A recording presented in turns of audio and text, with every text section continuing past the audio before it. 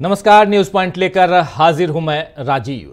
दोस्तों, बीजेपी के बड़े अरमान हैं कि वो तीसरी बार भी चुनाव जीते और वहीं नरेंद्र मोदी के अरमान भी जाहिर ही हैं कि उन्हें भी तीसरी बार लाल किले से झंडा फहराना है। लेकिन अब चुनावी मौसम ऐसा हो गया है दोस्तों कि बीजेपी के सारे अरमानों पर पानी फिरता दिखाई दे रहा है। आज ही अदालत के दो बड़े फैसले आए जिनके बाद यह नजर आ रहा है कि बीजेपी के लिए कांग्रेस और इंडिया के सामने टिक कर रहना या टिकना मुश्किल हो गया है।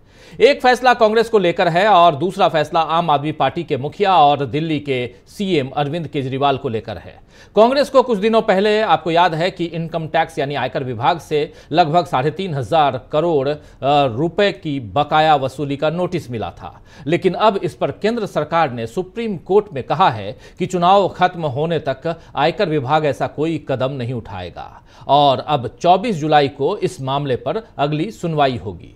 सॉलिसिटर जनरल तुषार मेहता ने सुप्रीम कोर्ट में हलफनामा देते हुए कहा है कि चूंकि चुनाव चल रहा है और इसीलिए जब तक चुनाव के बाद मामले की सुनवाई नहीं होती है तब तक हम किसी भी राशि की वसूली के लिए कोई कार्रवाई नहीं करेंगे। यानी साफ साफ यहां किसी प्रेशर में भारत की सरकार यानी कि मोदी की सरकार जो है वो नजर आ रही है। तभी तो ये हलफनामा देना पड़ा कि चुनाव का वक्त है और हम कोई भी कार्रवाई नहीं करेंगे। इनकम टैक्स डिपार्टमेंट कोई कार्रवाई नहीं करने जा रहा है कांग्रेस पार्टी के ऊपर, उनके लिए जो हमने नोटिस जारी किया है उसके ऊपर।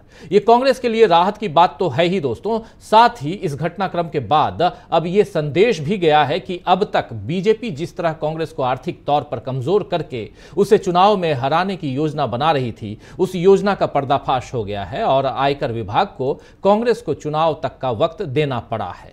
हालांकि लेवल प्लेइंग फील्ड अब भी नजर नहीं आ रही है क्योंकि बीजेपी के पास हजारों करोड़ रुपए हैं और कांग्रेस के खाते फ्रीज हैं। लेकिन कांग्रेस के मजबूत इरादे बीजेपी की अकूत संपत्ति से भी बढ़कर दिखाई दे रहे हैं।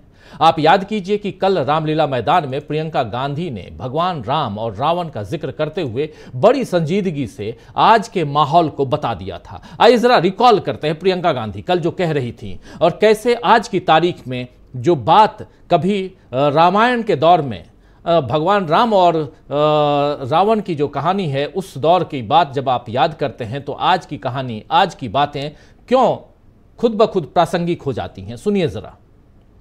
भगवान राम जब सत्य के लिए लड़े उनके पास सत्ता नहीं थी। भगवान राम जब सत्य के लिए लड़े उनके पास संसाधन नहीं थे। उनके पास तो रथ भी नहीं था। रथ रावण के पास था, संसाधन रावण के पास थे, सेना रावण के पास थी, सोना रावण के पास थी, वो तो सोने की लंका में रहता था। भगवान राम के पास सत्य था, आशा थी, आस्था थी, प्रेम था, परोपकार था, विनय था, धीरज था, साहस था और भगवान राम के पास सत्य था। मैं सत्ता में बैठे हुए सरकार के जितने भी सदस्य हैं अपने प्रधानमंत्री नरेंद्र मोदी जी को याद दिलाना चाहती हूं कि इस जीवन राम भगवान के जीवन गाथा का क्या संदेश था। सत्ता सदैव नहीं रहती, सदैव नहीं रहती सत्ता। सत्ता आती है, जाती है, अहंकार चूर चूर होता है एक दिन।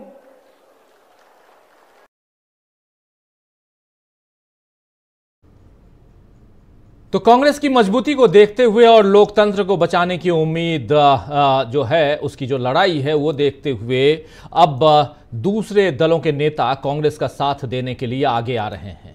प्रियंका गांधी जो बात कह रही हैं कि सत्ता हमेशा नहीं रहती है, सत्ता आती है, जाती है और अब एक उम्मीद लोगों को, दूसरे दलों के नेताओं को और जो दूसरे दलों में नाराज हैं उनको कांग्रेस में दिखाई देने लगी है। पिछले दिनों आपने देखा दोस्तों कि बीजेपी, बीआरएस जैसी कई पार्टियों के बड़े नेता कांग्रेस में आए और आज आम आदमी पार्टी के सांसद धर्मवीर गांधी भी कांग्रेस में शामिल हुए।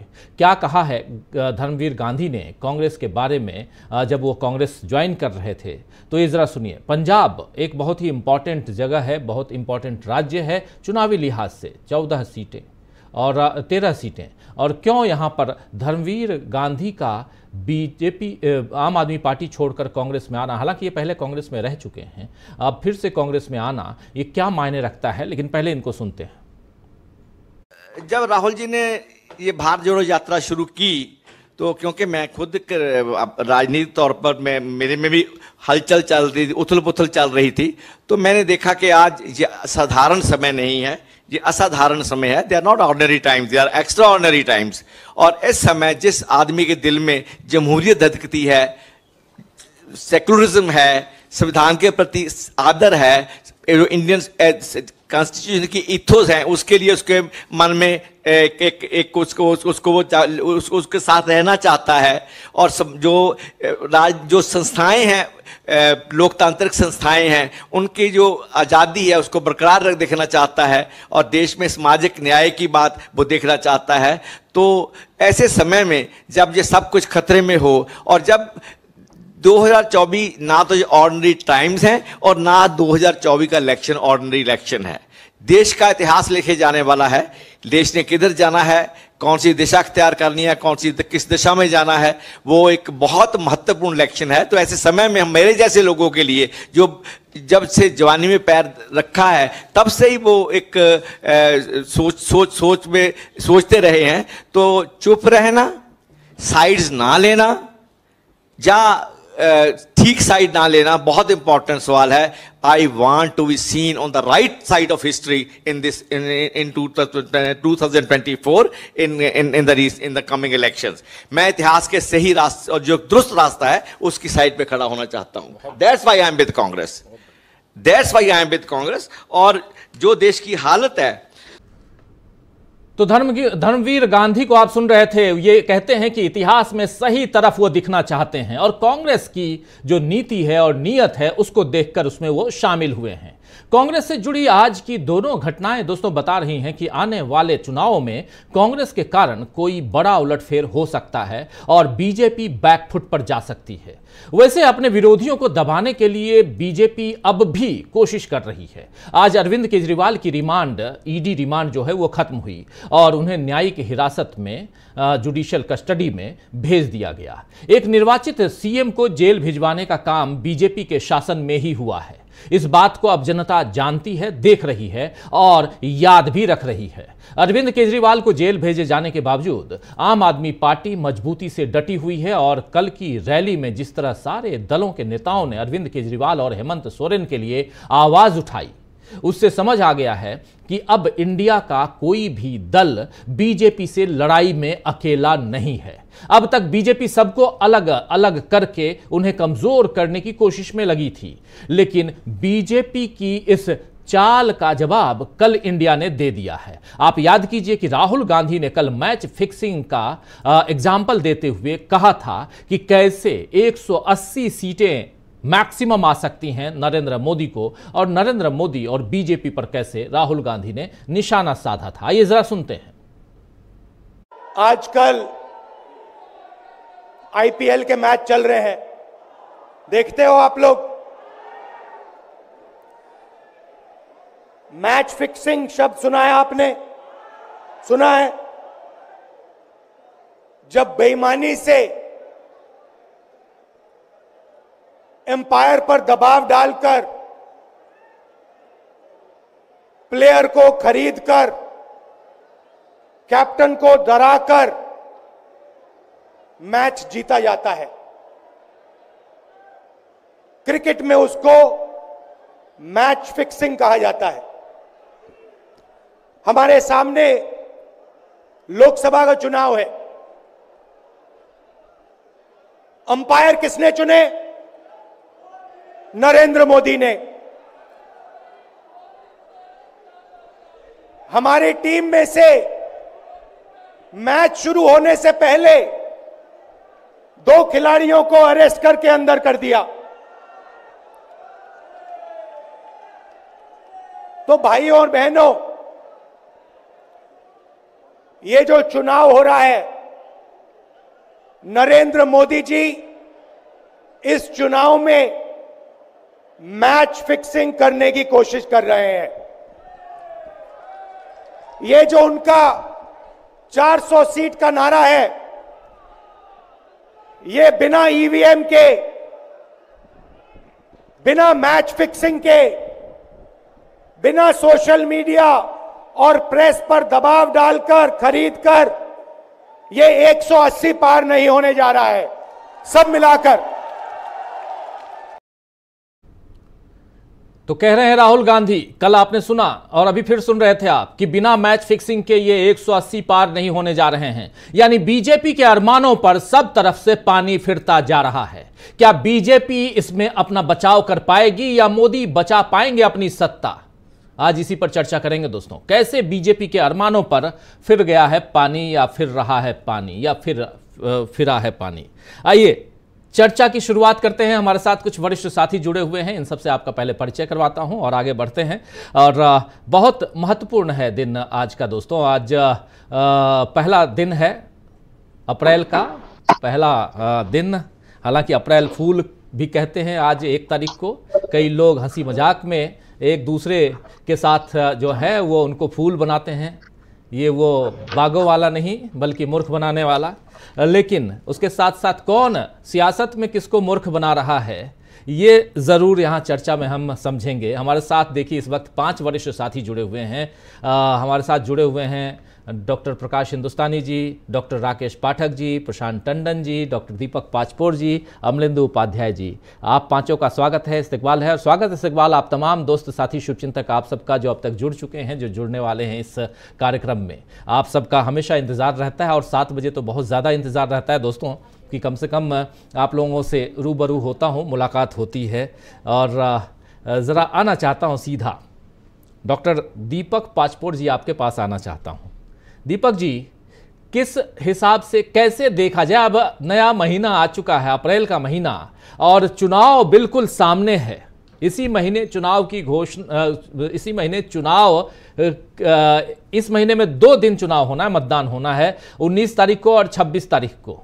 लेकिन उससे पहले बहुत सारे बयान ऐसे आ चुके हैं या आ रहे हैं। और कल जो रैली आपने देखी दिल्ली के रामलीला मैदान में, इस रैली से एक तरफ तो इंडिया गठबंधन काफी उत्साहित है और ऐसी बहुत सारी रैलियां, कई रैलियां आने वाले समय में इंडिया गठबंधन करने जा रहा है।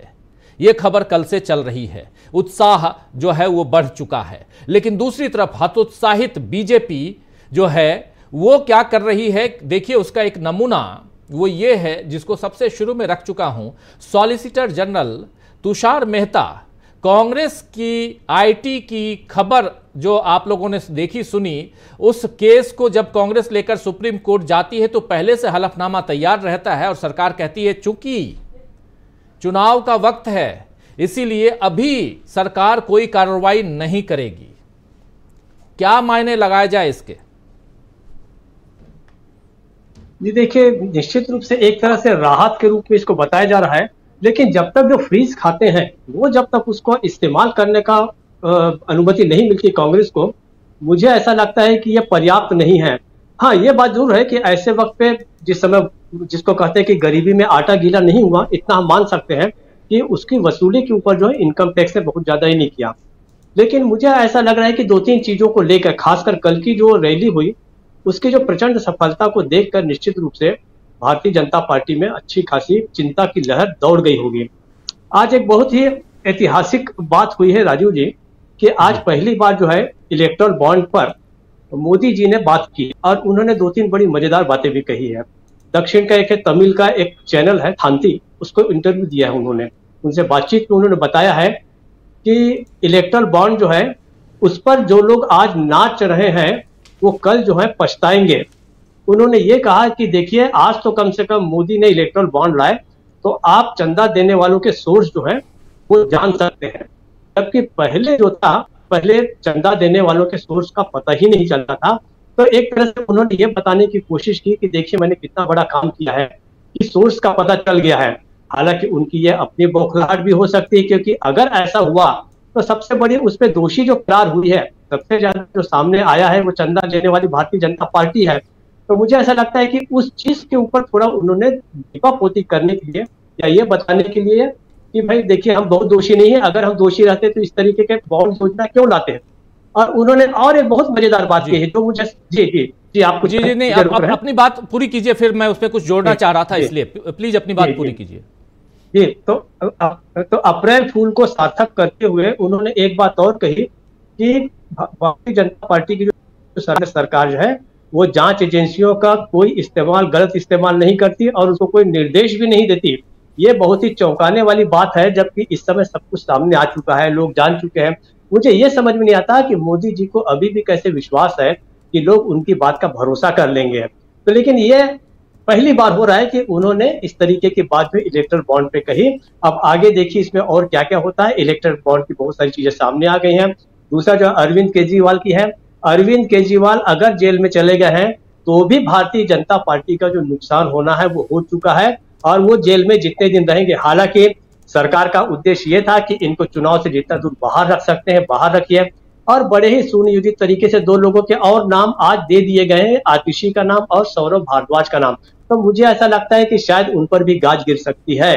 दिल्ली बचाना भारतीय जनता पार्टी के लिए बेहद जरूरी है, इसलिए चाहते हैं कि आम आदमी पार्टी के लोगों को किसी न किसी तरीके से ज्यादा लोगों को जेल में डाल दिया जाए। लेकिन ये कुल जमा अगर आप देखें तो ये बीजेपी की घबराहट ही नजर आ रही। कल की रैली से घबराए हुए हैं और जिस प्रकार से कल राहुल गांधी ने सीधे सीधे कह दिया कि आप चाहे जितने भी तरीकों का इस्तेमाल कर लीजिए, 180 से पार आप ज्यादा नहीं जा रहे हैं। तो कहाँ 370 पार, 400 पार, उसके मुकाबले 180 पार का जो है वो भी काफी कुछ इस समय चर्चा में है और लोग मान रहे हैं कि बहुत ज्यादा सीटें भारतीय जनता पार्टी को नहीं आएंगी। अब भाजपा के सामने चैलेंज ये है कि कैसे लोगों को भरोसा दिलाए कि हम 370 ला रहे हैं, 400 ला रहे हैं। तो वो गुब्बारा जो है कल के सभा के बाद फूक चुका है राजीव जी। बिल्कुल बिल्कुल।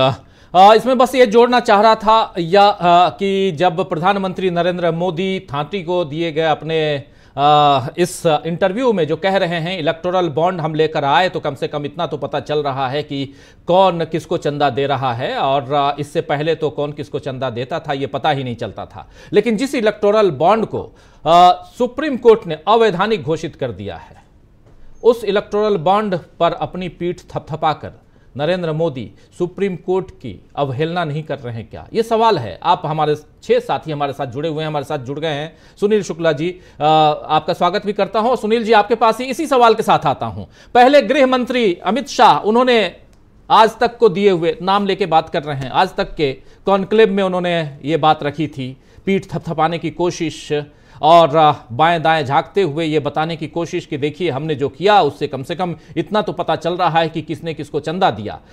उसके बाद प्रधानमंत्री नरेंद्र मोदी उन्हीं की बात, अपने सहयोगी की बात को आगे बढ़ाते हुए, लेकिन चुनावी चंदा, जिस चंदा की जो प्रक्रिया है उस प्रक्रिया पर ही पूर्ण रूप से न सिर्फ सुप्रीम कोर्ट ने रोक लगाई है बल्कि इसे अवैधानिक घोषित कर दिया है और इलीगल घोषित कर दिया है। उसके बाद अगर आप अपनी पीठ थपथपा रहे हैं तो क्या माना जाए? सुप्रीम कोर्ट को आप चैलेंज दे रहे हैं, चैलेंज कर रहे हैं या कुछ और?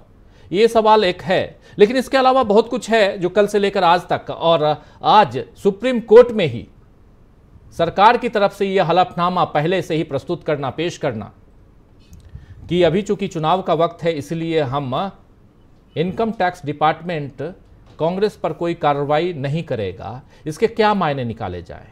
फ्रीज कर दिए हैं आप account, that is another thing, लेकिन आप यहां पे जब ये हलफनामा दे रहे हैं तो ये क्या कल रामलीला मैदान में एक साथ जो बिजली कड़क रही थी उसका रिफ्लेक्शन यहां तक है क्या? क्या माना जाए? सुनील शुक्ला जी। धन्यवाद राजेश जी। तथ्यों से आप आंख नहीं चुरा सकते हैं। अगर पैरों के नीचे जमीन गर्म है तो गर्म है, आपको उसके तपन को महसूस करना पड़ेगा। ठीक है, आप कहते हैं कि अब हम एक स्कीम हम लाए थे इलेक्टोरल बॉन्ड के लिए, इसमें सबको पता चल रहा है कि किसने किसको मदद दी। सवाल है कि क्या इस कानून में इस बात का प्राविधान था? कि कौन किसको चंदा दे रहा है, इसकी जानकारी सार्वजनिक होगी? आपकी सरकार ने सुप्रीम कोर्ट में खड़ा होकर कहा है कि आम नागरिकों को यह जानने का अधिकार ही नहीं है कि किस पार्टी को किसने चंदा दिया। आपकी सरकार ने जो कानून पारित किया संसद से, उसमें व्यवस्था दी गई थी कि इस बात की जानकारी सार्वजनिक नहीं की जाएगी। जो बैंक लेन देन कर रहा था वो अभी इसको सार्वजनिक नहीं करेगा। तो आप कैसे कह सकते हैं कि आपके कानून में इस बात का प्रावधान था? आपने उस कानून में तो पूरे प्रावधान किए कि इस तथ्य की जानकारी किसी को नहीं होनी चाहिए, और इसी का दुष्परिणाम था कि आप मनमाने तरीके से चंदा लेते रहे और किसी को जानकारी नहीं थी। सर्वोच्च न्यायालय का हस्तक्षेप न हुआ होता, यह पूरा का पूरा कानून गैर संवैधानिक घोषित नहीं हुआ होता, तो क्या किसी को जानकारी हो पाती? क्या आपके सरकार के प्रयासों से ऐसा नहीं हुआ। सरकार ने इस तरह का कानून नहीं तैयार किया। सरकार ने काले धन को बढ़ावा दिया। अगर कोई कंपनी जिसकी कुल पूंजी 10 करोड़ रुपए की है, वह अगर कंपनी 110 करोड़ रुपए चंदा दे देती है, तो पैसा कहां से आया? वो कम से कम सफेद धन तो नहीं है। अगर कोई कंपनी इस कानून के पास होने के बाद अस्तित्व में आती है और सरकार को, सत्तारूढ़ दल को करोड़ों रुपए चंदा दे देती है, तो जिसका व्यापार ही नहीं हुआ वो कहां से इतना पैसा लेके चलिए? काला धन कहते किसको है? हमारी आपकी सामान्य जानकारी यही है ना कि जिस आय का स्रोत नहीं पता है वो काला धन है। अगर स्रोत हमको पता है तो काला धन नहीं है, सफेद धन है। नई कंपनी के पास पैसा कहां से आ गया? ये तो मोटे तौर पर दिखाई पड़ रहा है। ऐसी कंपनियां जिनसे आपने चंदा लिया और उन कंपनियों को अरबों रुपए का आपने ठेका दे दिया, एक कौन सा सफेद धन है? क्यों भ्रष्टाचार नहीं है? सवाल इस बात का है ना कि आपने कौन सा उपाय किया जी। और दूसरी चीज, आप माननीय गृह मंत्री जी ने क्या कहा कि साहब हमसे ज्यादा पैसा विपक्षी दलों को मिला है। ठीक है, आप मुझे बताइए विपक्षी दलों को क्यों मिल गया?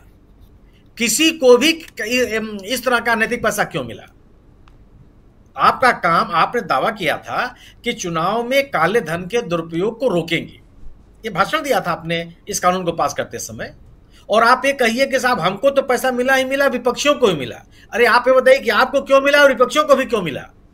क्योंकि उसको रोकने की जिम्मेदारी आपके पास थी। आप इस बिना पर इसको नहीं झुठला सकते हैं कि साहब विपक्षियों को ही पैसा मिला है। सवाल ये पैदा होता है कि विपक्षियों को भी क्यों मिला? क्योंकि आपकी जिम्मेदारी थी रोकने की, काले धन को रोकने की जिम्मेदारी आपकी थी, इसलिए तर्क तो लागू ही नहीं होता कहीं से भी। तीसरी चीज कि जो तथ्य भी आप दे रहे हैं कि जो पैसा आया उसका ज्यादा हिस्सा विपक्ष के पास गया, सवाल ही कैसे हो सकता है? ये जितने आंकड़े उपलब्ध हैं उसमें होता है कि 50% से ज्यादा धनराशि भारतीय जनता पार्टी को मिली। तीसरी चीज, आप जो इस बात पे कर रहे थे आप कि सांसदों की संख्या आपकी ज्यादा है इसलिए आपको ज्यादा पैसा मिला, तो दूसरी तरफ तर्क है कि विधायकों की संख्या विपक्ष के पास ज्यादा है तो आपको 50% से ज्यादा क्यों मिलना चाहिए? दूसरी चीज कि आपके पास सांसदों की संख्या चुनाव के बाद बढ़ी है। चुनाव के पहले तो सब लोग बराबर के थे, तब भी आपको पैसा इतना क्यों मिल गया? तो न तो आपने इस कानून में पारदर्शिता की व्यवस्था की, न ही आपने इस कानून में काले धन को रोकने की व्यवस्था की, न ही आपने यह व्यवस्था की कौन किसको पैसा दे रहा है इसकी सार्वजनिक जानकारी हो, इसलिए आपका दावा बेमानी है। यह जो बात कही जा रही है, और इसमें यह भी है सुनील जी, इसमें यह भी है जो आप बात कह रहे हैं, थोड़ा सा उसको और जस्टिफाई करने के लिए, थोड़ा क्लियर करने के लिए कह रहा हूं कि तथ्यों के साथ छेड़छाड़ करके आप किसी कॉन्क्लेव में आप झूठे आंकड़े दे रहे हैं और बता रहे हैं कि दूसरे पक्ष को यानी विपक्ष को ज्यादा पैसा मिला, और तमाम मीडिया के लोग, वहां बैठा हुआ एंकर वो वहां काउंटर तक नहीं कर पा रहा है कि आप झूठे आंकड़े साहब क्यों दे रहे हैं। बात यह है। राजीव जी, यह उम्मीद क्यों कर रहे हैं आप? एक अभी वीडियो में कहीं मुझे किसी ने भेजा था, मैंने पढ़ा, एक महिला एंकर जो हैं वह दम ठोक के कहती हैं कि मैं डिफेंड करूंगी। मेरे अपने अनुभव के अनुसार यह पहली बार मैं देख रहा हूं, यह पूरा देश देख रहा है कि सबसे ज्यादा निराश किया है मीडिया ने इस दौर में। तमाम लोगों के बारे में कह सकते हैं, लेकिन इनसे तो उम्मीद की जा रही थी कि कम से कम लोगों को जागरूक करेंगे। उन पे तो टिप्पणी करना भी आप लगता है कि समय खराब करना है, आम जनता भी इसको समझ रही है। अब आप उसकी बात कीजिए कि जो दिल्ली की रैली, ये तीसरी रैली थी जो विपक्ष ने आयोजित की देश भर में।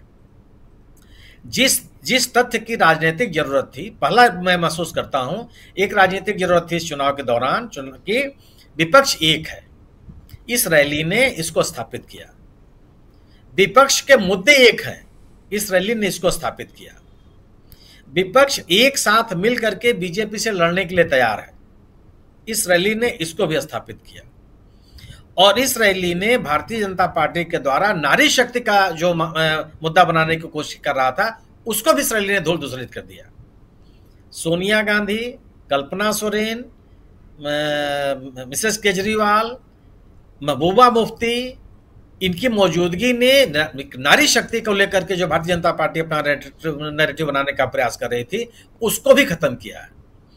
भ्रष्टाचार को लेकर के जो भारतीय जनता पार्टी नैरेटिव बनाने का प्रयास कर रही थी, उसको भी रैली ने खत्म किया। और गैर भाजपा मतदाता भारतीय जनता पार्टी से असंतुष्ट होकर के, उनकी नीतियों कार्य योजनाओं से असंतुष्ट होकर के वह किसी विकल्प की तलाश कर रहा है, इसको भी इस रैली ने स्थापित किया। इतनी बड़ी संख्या में लोगों की मौजूदगी, वो एक ऐसी मौजूदगी जो अब सीधे जो वक्ता थे या विभिन्न राजनीतिक दलों के प्रतिनिधि थे, उनके साथ उनका तादाद में यह बहुत बड़ी चीज थी। राजीव जी, मेरठ से दिल्ली की दूरी बहुत नहीं है। रोज लोग दिल्ली से मेरठ से दिल्ली आते हैं और दिल्ली से मेरठ वापस जाते हैं जी। दोनों रैलियों की तुलना कर लीजिए आप, दोनों रैलियों में मौजूद लोगों की बॉडी लैंग्वेज आप देख लीजिए, ये समझ में आएगा कि किस तरह के लोग इस रैली में आए। और यह पटना और मुंबई से पहुंचते हुए दिल्ली की रैली एक सशक्त रूप में अपने आप को स्थापित की। और 28 के 28 राजनीतिक दलों के लोगों की मौजूदगी और अपने मुद्दों पर एकदम कंसंट्रेट होना कि वो हमारे जो मुद्दे हैं, लोकतंत्र का मुद्दा लेकर के, लोगों को बेहतर जीवन देने के लिए, रोजगार चाहे महंगाई का मुद्दा हो, किसानों को कानूनी जामा देने के लिए, महिलाओं को, बेरोजगारों को बेहतर अवसर देने के लिए, जितने मुद्दे हो सकते हैं उन सही मुद्दों पर सभी विपक्षी दलों ने एक साथ बात रखी। गोया कि अगर उनकी बातों से आपने निष्कर्ष निकाले, जिसकी बात बार बार विपक्षी करते रहते हैं, इंडिया गठबंधन से संतुष्ट लोग करते रहते हैं कि कॉमन मिनिमम प्रोग्राम नहीं है। इन सबके भाषणों से कॉमन मिनिमम प्रोग्राम आ गया। साफ साफ होता है कि रोजगार उनके लिए महत्वपूर्ण है, महंगाई उनके लिए महत्वपूर्ण है, किसानों की बेहतरी उनके लिए महत्वपूर्ण है, बिजली उनके लिए महत्वपूर्ण है, शिक्षा और स्वास्थ्य उनके लिए महत्वपूर्ण है। साफ साफ इन्होंने कहा। और ये कहा कि भ्रष्टाचार के खिलाफ, भ्रष्टाचार को बढ़ावा देने की जो प्रवृत्ति भारतीय जनता पार्टी सरकार में पाई गई है, उस पर रोक लगाने की प्राथमिकता इनके लिए महत्वपूर्ण है। लोकतांत्रिक संस्थाओं को मजबूत करना इनकी प्राथमिकताओं में शामिल है। तो एक आप भी कह सकते हैं कि अपनी एकता को उन्होंने स्थापित किया, अपने कार्यक्रमों को उन्होंने स्थापित किया, एक साथ मिलकर के भारतीय जनता पार्टी सरकार से लड़ने के संकल्प को उन्होंने स्थापित किया, और जनता से जुड़ने की कोशिश का जो इनका प्रयास है, इसको उन्होंने स्थापित किया। और इन्हीं की आवश्यकता, इसी तथ्यों की आवश्यकता थी इस दौर में। एक राजनीतिक जरूरत महसूस करता हूं, और इसका मैसेज भी गया। अगर धर्मवीर गांधी जैसा आदमी कांग्रेस में शामिल हो जाता है, बीआरएस के चुने हुए जीते हुए एमपी बीआरएस को छोड़ के कांग्रेस में शामिल हो जाते हैं, राजस्थान में भारतीय जनता पार्टी के जीते हुए सांसद कांग्रेस में शामिल होते हैं, यह सामान्य बात नहीं है।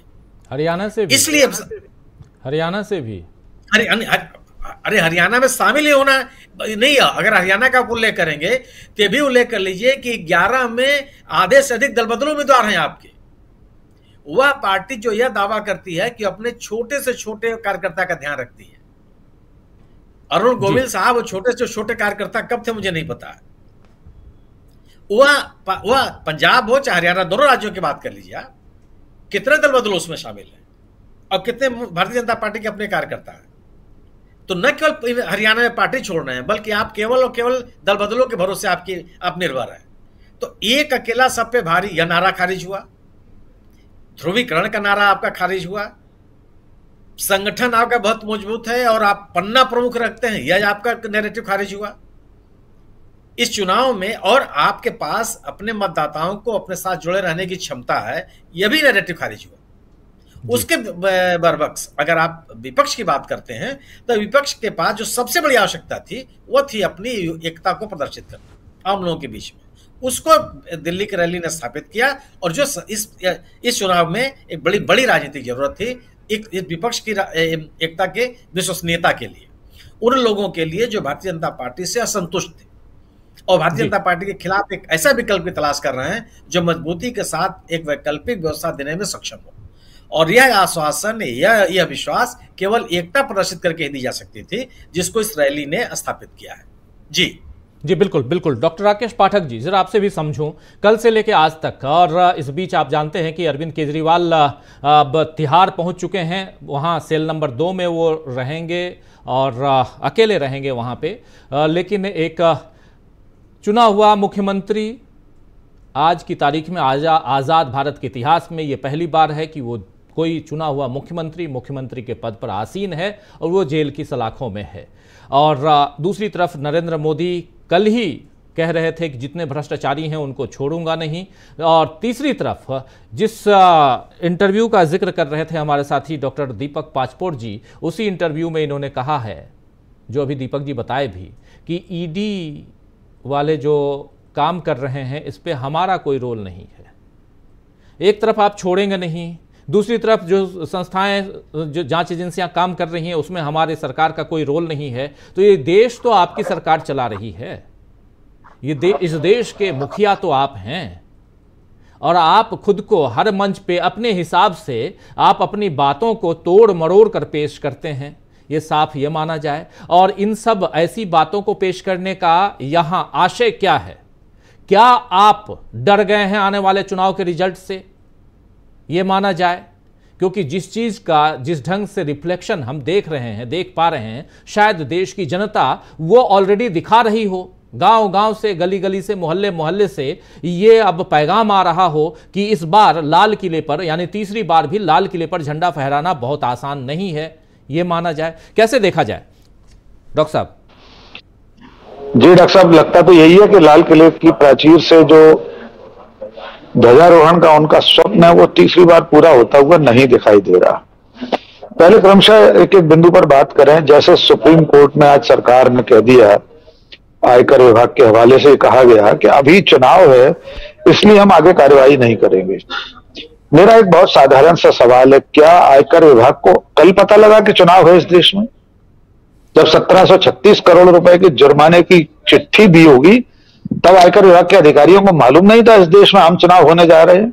अधिसूचना जारी हो चुकी चुनावों की, या पिछले 5 साल से पता था कि 2024 के अप्रैल मई में चुनाव होंगे लोकसभा के?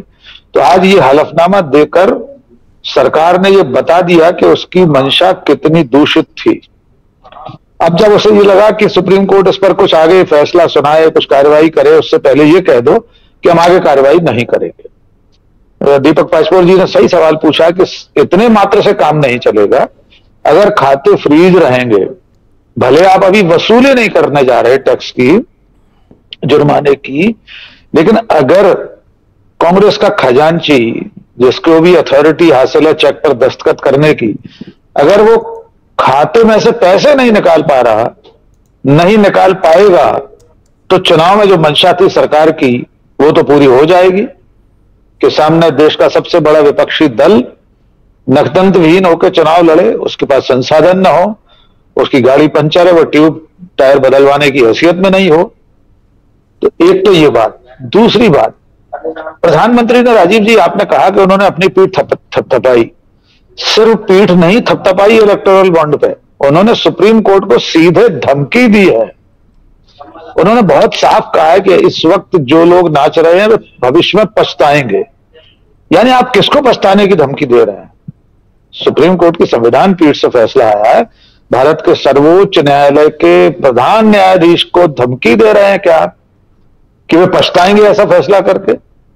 तीसरी बात, उन्होंने कहा कि देश के लोगों को मालूम हो रहा है बॉन्ड की वजह से किसने किसको दिया, पैसा दिया, चंदा दिया, लेकिन वो तो कानून ही संसद में इस तरह से तोड़ा गया, मरोड़ा गया, बदला गया, जिसमें सब कुछ छुपाने की मंशा थी। उस कानून में सारे प्रावधान ये रख दिए गए कि लोगों को मालूम ही ना पड़े किसने किसे कितना पैसा दिया। सुप्रीम कोर्ट में सरकार और सरकार का पूरा अमला, सरकार के वकील लंदन में बैठकर हरीश साल्वे साहब, सब लोग आखिरी दम तक खंडक की लड़ाई लड़ते रहे कि कैसे भी यह सूचना बाहर ना आ जाए। साफ कहा गया आरटीआई कानून में देश के लोगों को जानने का अधिकार ही नहीं है। फिर प्रधानमंत्री ये कैसे कह रहे हैं कि ये इलेक्टोरल बॉन्ड का प्रावधान इसलिए लाया गया कि लोगों को सब पता लग जाए।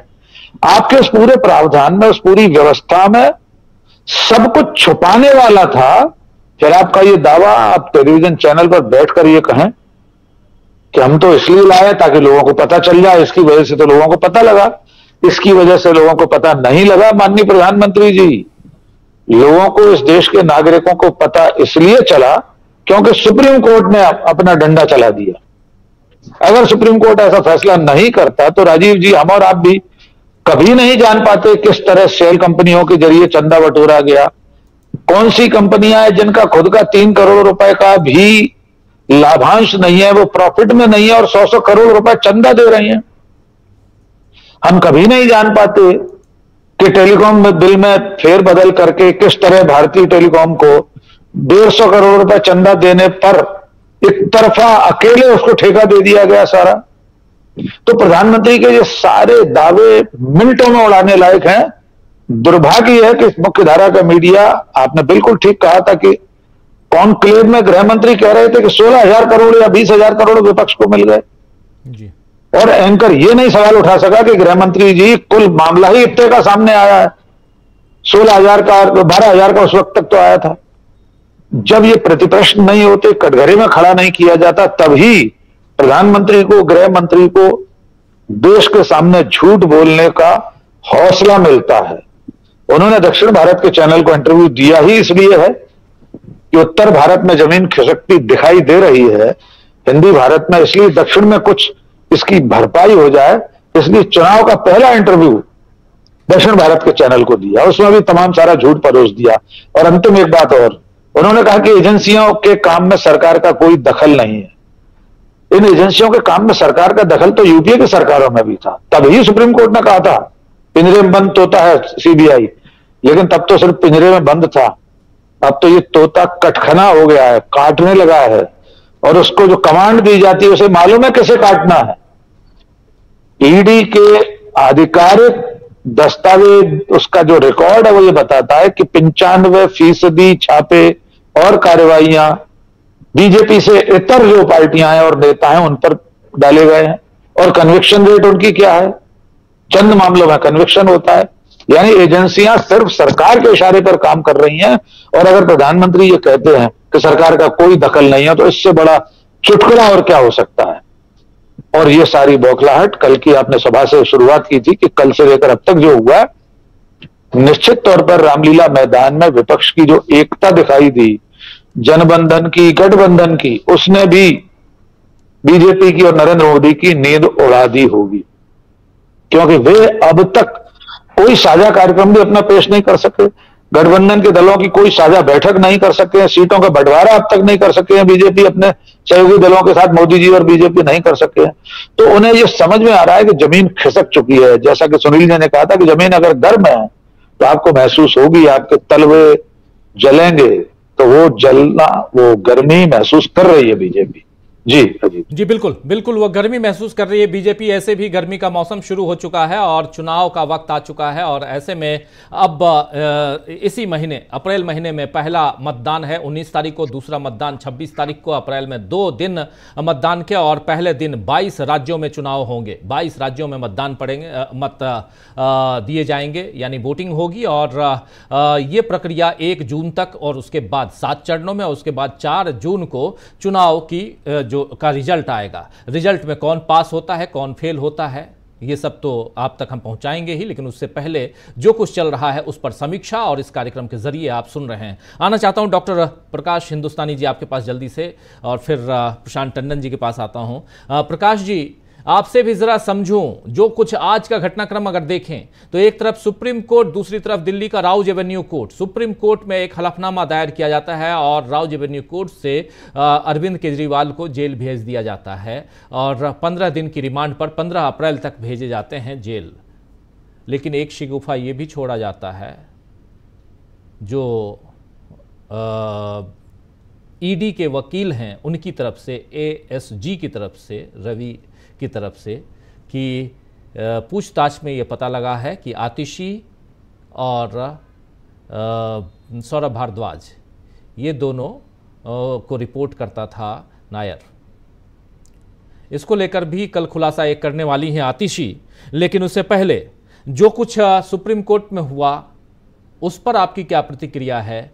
क्योंकि एक ऑनगोइंग प्रोसेस है। अरविंद केजरीवाल अभी सलाखों के पीछे हैं और अरविंद केजरीवाल ने वहां जो बातें कही हैं जाते वक्त, इंपॉर्टेंट बात है, उसको जरूर दिखाना चाहता हूं, फिर आपके पास आना चाहता हूं। जब राउज एवेन्यू कोर्ट में अरविंद केजरीवाल को लाया गया तो मीडिया ने उनसे पूछा कि कल की जो रैली थी वो महत्वपूर्ण रैली थी, उस पर आप क्या कहेंगे, कुछ ऐसे ही सवाल था। तो अरविंद केजरीवाल ने क्या जवाब दिया है जरा सुन लेते हैं। जरा सुनाइए क्या कुछ कह रहे हैं अरविंद केजरीवाल। बहुत बहुत इंपॉर्टेंट वहां पे उन्होंने बातें कही हैं और उन बातों को यहां रखना इसलिए ज़रूरी है क्योंकि दक्षिण में, अभी हमारे साथी डॉक्टर राकेश पाठक जी कह रहे थे कि दक्षिण में उन्होंने चुना पहला इंटरव्यू देना प्रधानमंत्री नरेंद्र मोदी, लेकिन प्रधानमंत्री नरेंद्र मोदी क्या इसी चुनाव के दौरान एक्सपोज होते नजर आ रहे हैं? पहले सुनते हैं कैसे एक्सपोज कर रहे हैं अरविंद केजरीवाल।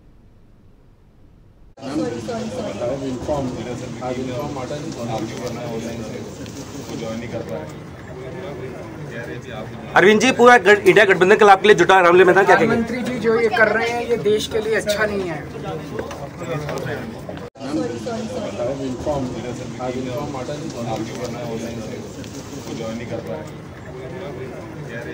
अरविंद जी, पूरा इंडिया गठबंधन कल आपके लिए जुटा रामलीला मैदान, क्या कहेंगे? प्रधानमंत्री जी जो ये कर रहे हैं ये देश के लिए अच्छा नहीं है। यही आपसे पूछना चाहूंगा डॉक्टर प्रकाश हिंदुस्तानी जी, प्रधानमंत्री जी जो कर रहे हैं ये देश के लिए अच्छा नहीं है। रामलीला मैदान से राहुल गांधी ने भी यही बात कही थी, तमाम नेताओं ने यही बात कही थी और वही बात रामलीला मैदान के बाहर राउज एवेन्यू कोर्ट में भी गूंजती हुई नजर आई। क्या सब कुछ यानी मौसम बदल रहा है? राजीव जी, अरविंद केजरीवाल ये पूछ सकते थे कि प्रधानमंत्री जी ने क्या अच्छा काम किया। सवाल ये कि उन्होंने ऐसा कौन सा अच्छा काम किया है, नोटबंदी से लेके, कोरोना काल की घटना से लेके, इलेक्टोरल बॉन्ड से लेके, चीन से संबंधों को लेकर, अर्थव्यवस्था को लेकर अच्छा काम क्या किया। उन्होंने जो भी बातें कही माननीय प्रधानमंत्री जी, एक तो माननीय प्रधानमंत्री जी की विशेषज्ञता है कि वे बहुत जोर से बोलते हैं और असत्य बोलते हैं, और उन्हें यह विश्वास है कि असत्य को अगर बहुत जोर से बोला जाए तो उसका वजन बहुत ज्यादा होता है। उन्हें यह भ्रम है, जबकि ये तथ्य ठीक नहीं है। असत्य असत्य ही रहता है, चाहे वो कुछ भी कर। अब वो दक्षिण भारत के मीडिया में जाकर बातें कर रहे हैं और वो ये बात अच्छी तरह जानते हैं कि तमिलनाडु में उनकी सीटें शून्य है, 39 सीटों वाले तमिलनाडु में, केरल की 20 सीटों वाले राज्य में उनकी लोकसभा की सीटें शून्य है, आंध्र में उनकी सीटें शून्य, उनकी सीट शून्य है जो 22 सीटों वाला राज्य है। तो उन्हें लगता है कि दक्षिण में जाकर कुछ बातें करनी चाहिए, शायद उसका कुछ असर हो। लेकिन बाकी राज्यों में कौन सा बहुत असर, ये भी देख लीजिए। तेलंगाना में 17 में से 4 है, उड़ीसा में से 21 में से 8 है, पश्चिम बंगाल में 18 पिछली बार थी, अब क्या होगा। तो उन्हें चिंता ये है कि मैं दक्षिण में कैसे अपनी सीटें बढ़ाऊं और दक्षिण के मतदाताओं को यह बताने की कोशिश करूं कि मैं भारत का प्रधानमंत्री हूं और मैं बहुत कुछ कर सकता हूं, करना चाहता हूं। इनकम टैक्स के बारे में और जिस तरह चुनावी इलेक्टोरल फंड में वसूली की गई, एक हमारे मोहल्ले में एक पुलिस वाला था, ट्रैफिक पुलिस वाला था, और वो कभी भी किसी व्यक्ति से, किसी वाहन चालक से पैसा नहीं लेता, लेकिन हर गाड़ी को रोकता था, उसके ड्राइवर को कहता था कि सामने पान की दुकान पे जाके एक पान लेके आओ, पान खा के आओ। और जब वो पान की दुकान पे जाता था तो पान वाला कहता था, भाई आपको 500 रुपए देने हैं मुझे, ये मैं पुलिस वाले को दूंगा। तो कुछ ऐसे इलेक्ट्रॉल बॉन्ड की भर्ती हुई, वसूली हुई कि सीधे कोई पैसा नहीं लिया गया, लेकिन बॉन्ड बेचे गए, किसको बेचे गए, किसने लिए, इसका कोई हिसाब नहीं। एक और बात माननीय अमित शाह ने बड़ी दावे से कही थी कि हमारे विपक्ष, देश की विपक्षी पार्टियों को या विपक्ष को भी बहुत पैसा मिला। उन्होंने आंकड़ा भी गलत बताया, यहां तक ठीक था, उन्होंने ये नहीं कहा कि हमने तो डंडे के जोर पे वसूली की थी, ये भी बताते कि हमें इतना पैसा क्यों मिला, क्योंकि हमारे पास ईडी थी, हमारे पास इनकम टैक्स था, हमारे पास सीबीआई थी। इन संस्थाओं का जितना अश्लील दुरुपयोग हुआ है, इतना ज्यादा दुरुपयोग हुआ है, ये भारत के इतिहास में कोई छोटी बात नहीं है। और खुद वित्त मंत्री जी के पति ने यह बात कही है, जो खुद अर्थशास्त्री हैं, कि इलेक्टोरल बॉन्ड विश्व के इतिहास में सबसे बड़ा घोटाला है। तो ये कहने का मतलब कोई छोटी मोटी बात नहीं है। अगर जेएनयू का कोई प्रोफेसर, एक विद्वान व्यक्ति ये बात कहे जो अर्थशास्त्री की, इतना बड़ा घोटाला, जिस फर्जी घोटाले में राजीव गांधी को फंसाया गया था बोफोर्स वाले मामले में, उसमें कुल भ्रष्टाचार का आरोप था 64 करोड़ रुपए, और आज तक 2024 तक ये बात साबित नहीं हुई कि बोफोर्स पे कोई घोटाला हो। लेकिन बीजेपी ने शुरू से ये बात समझ रखी है कि अफवाहें फैलाने का अपनी विशेषज्ञता है, अफवाहें फैलाने का अपना फायदा है, और दुरुपयोग, सत्ता का दुरुपयोग करके विपक्षियों को बदनाम करने की बात करना उनकी विशेषता है। मुझे यह लगता है राजीव जी कि प्रधानमंत्री जी को यह इस बात का इल्हाम है कि चुनाव में उनको कितनी सीटें आने वाली हैं, और उन्होंने जो अपने कार्यकर्ताओं के लिए और गोदी मीडिया के लोगों के लिए चर्चा का विषय रख रखा है, वो लक्ष्य तो वो कभी भी प्राप्त नहीं कर पाएंगे। ये लक्ष्य पाना लगभग असंभव है। मैं असंभव कह रहा हूं क्योंकि ये 370 सीटों की बातें कर रहे हैं जो कभी नहीं हुई होगी। लेकिन अतीत में आप देखेंगे कि 1984 में कांग्रेस को कितने वोट मिले थे, 493 उम्मीदवार खड़े किए थे और 414 सांसद जीते थे। लेकिन राजीव गांधी के दौर में कभी इस तरह की बातें नहीं हुई। इतने प्रबल सत्ता के होते हुए भी कभी राजीव गांधी के दौर में इस तरह की बातें नहीं हुई। उन्हीं के एक साथी ने, वीपी सिंह ने, उन्हें बदनाम करने की साजिश की और वो टूटे, ये बात अलग है। लेकिन जो स्ट्राइक रेट कांग्रेस का अब तक रहा है उस जमाने में, आप सोचे कि 493 सांसद उम्मीदवार खड़े किए, उसमें से 414 जीते, 46.86% वोट उसे मिले थे, और स्ट्राइक रेट था 84.31%। ये तो बीजेपी को कभी मिला नहीं है और न कभी मिलेगा, इस बात की गारंटी है। अब मोदी जी खुद ही दावा करें कि अगली बार भी मैं लाल किले से झंडा फहराऊंगा और अगले 5 साल में देश को वहां ले जाऊंगा, 2047 तक भारत वहां पहुंच जाएगा और 3047 तक या 3024 तक भारत यहां पहुंचेगा।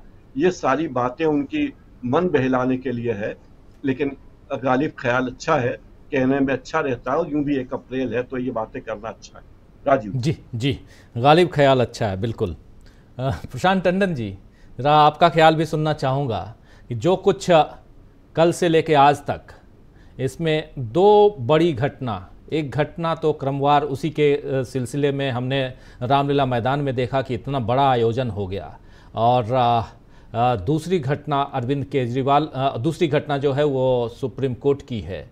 लेकिन इन सब के से इतर अगर देखा जाए तो क्या आपको लगता है कि अब यहाँ से चुनाव का जो माहौल है वो बदलता हुआ दिखाई दे रहा है? क्या अब डिफेंसिव मोड पर प्रधानमंत्री नरेंद्र मोदी, गृह मंत्री अमित शाह ये नज़र आ रहे हैं? क्योंकि दोनों के 2 बयान, 2 इंटरव्यू अलग अलग, एक कॉन्क्लेव में और एक कल जो इंटरव्यू दिया है प्रधानमंत्री नरेंद्र मोदी का जो इंटरव्यू आया है, इन दोनों में साफ नज़र आता है कि क्या यहाँ अब माहौल बिल्कुल ही और यहाँ पर डिफेंसिव मोड में नज़र आ रहे हैं।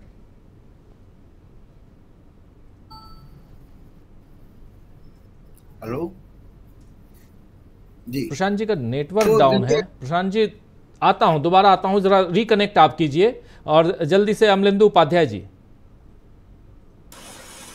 जी निश्चित तौर पर देखिए, अब जो चीजें सब सामने आ रही हैं उससे साफ जाहिर होता है कि भारतीय जनता पार्टी अब काफी ज्यादा बैकफुट पे नजर आ रही है। और कुल मिलाकर के जो चीजें सामने आ रही है उनसे एक बात स्पष्ट है कि प्रधानमंत्री नरेंद्र मोदी अब सीधे सीधे एक तरीके से कहा जाए सुप्रीम कोर्ट को धमका रहे हैं। मतलब प्रधानमंत्री का कहना है कि जो लोग नाच रहे हैं, तो ये किसके लिए कहा जा रहा है नाच रहे हैं? भाई आप किसको कहना चाहते हैं नाच है? नाच कौन है? सुप्रीम कोर्ट ने आप इस इलेक्टोरल बॉन्ड को असंवैधानिक करार दिया है, तो जाहिर सी बात है कि नाच तो सुप्रीम कोर्ट की रहा है जिसने असंवैधानिक करार दिया है।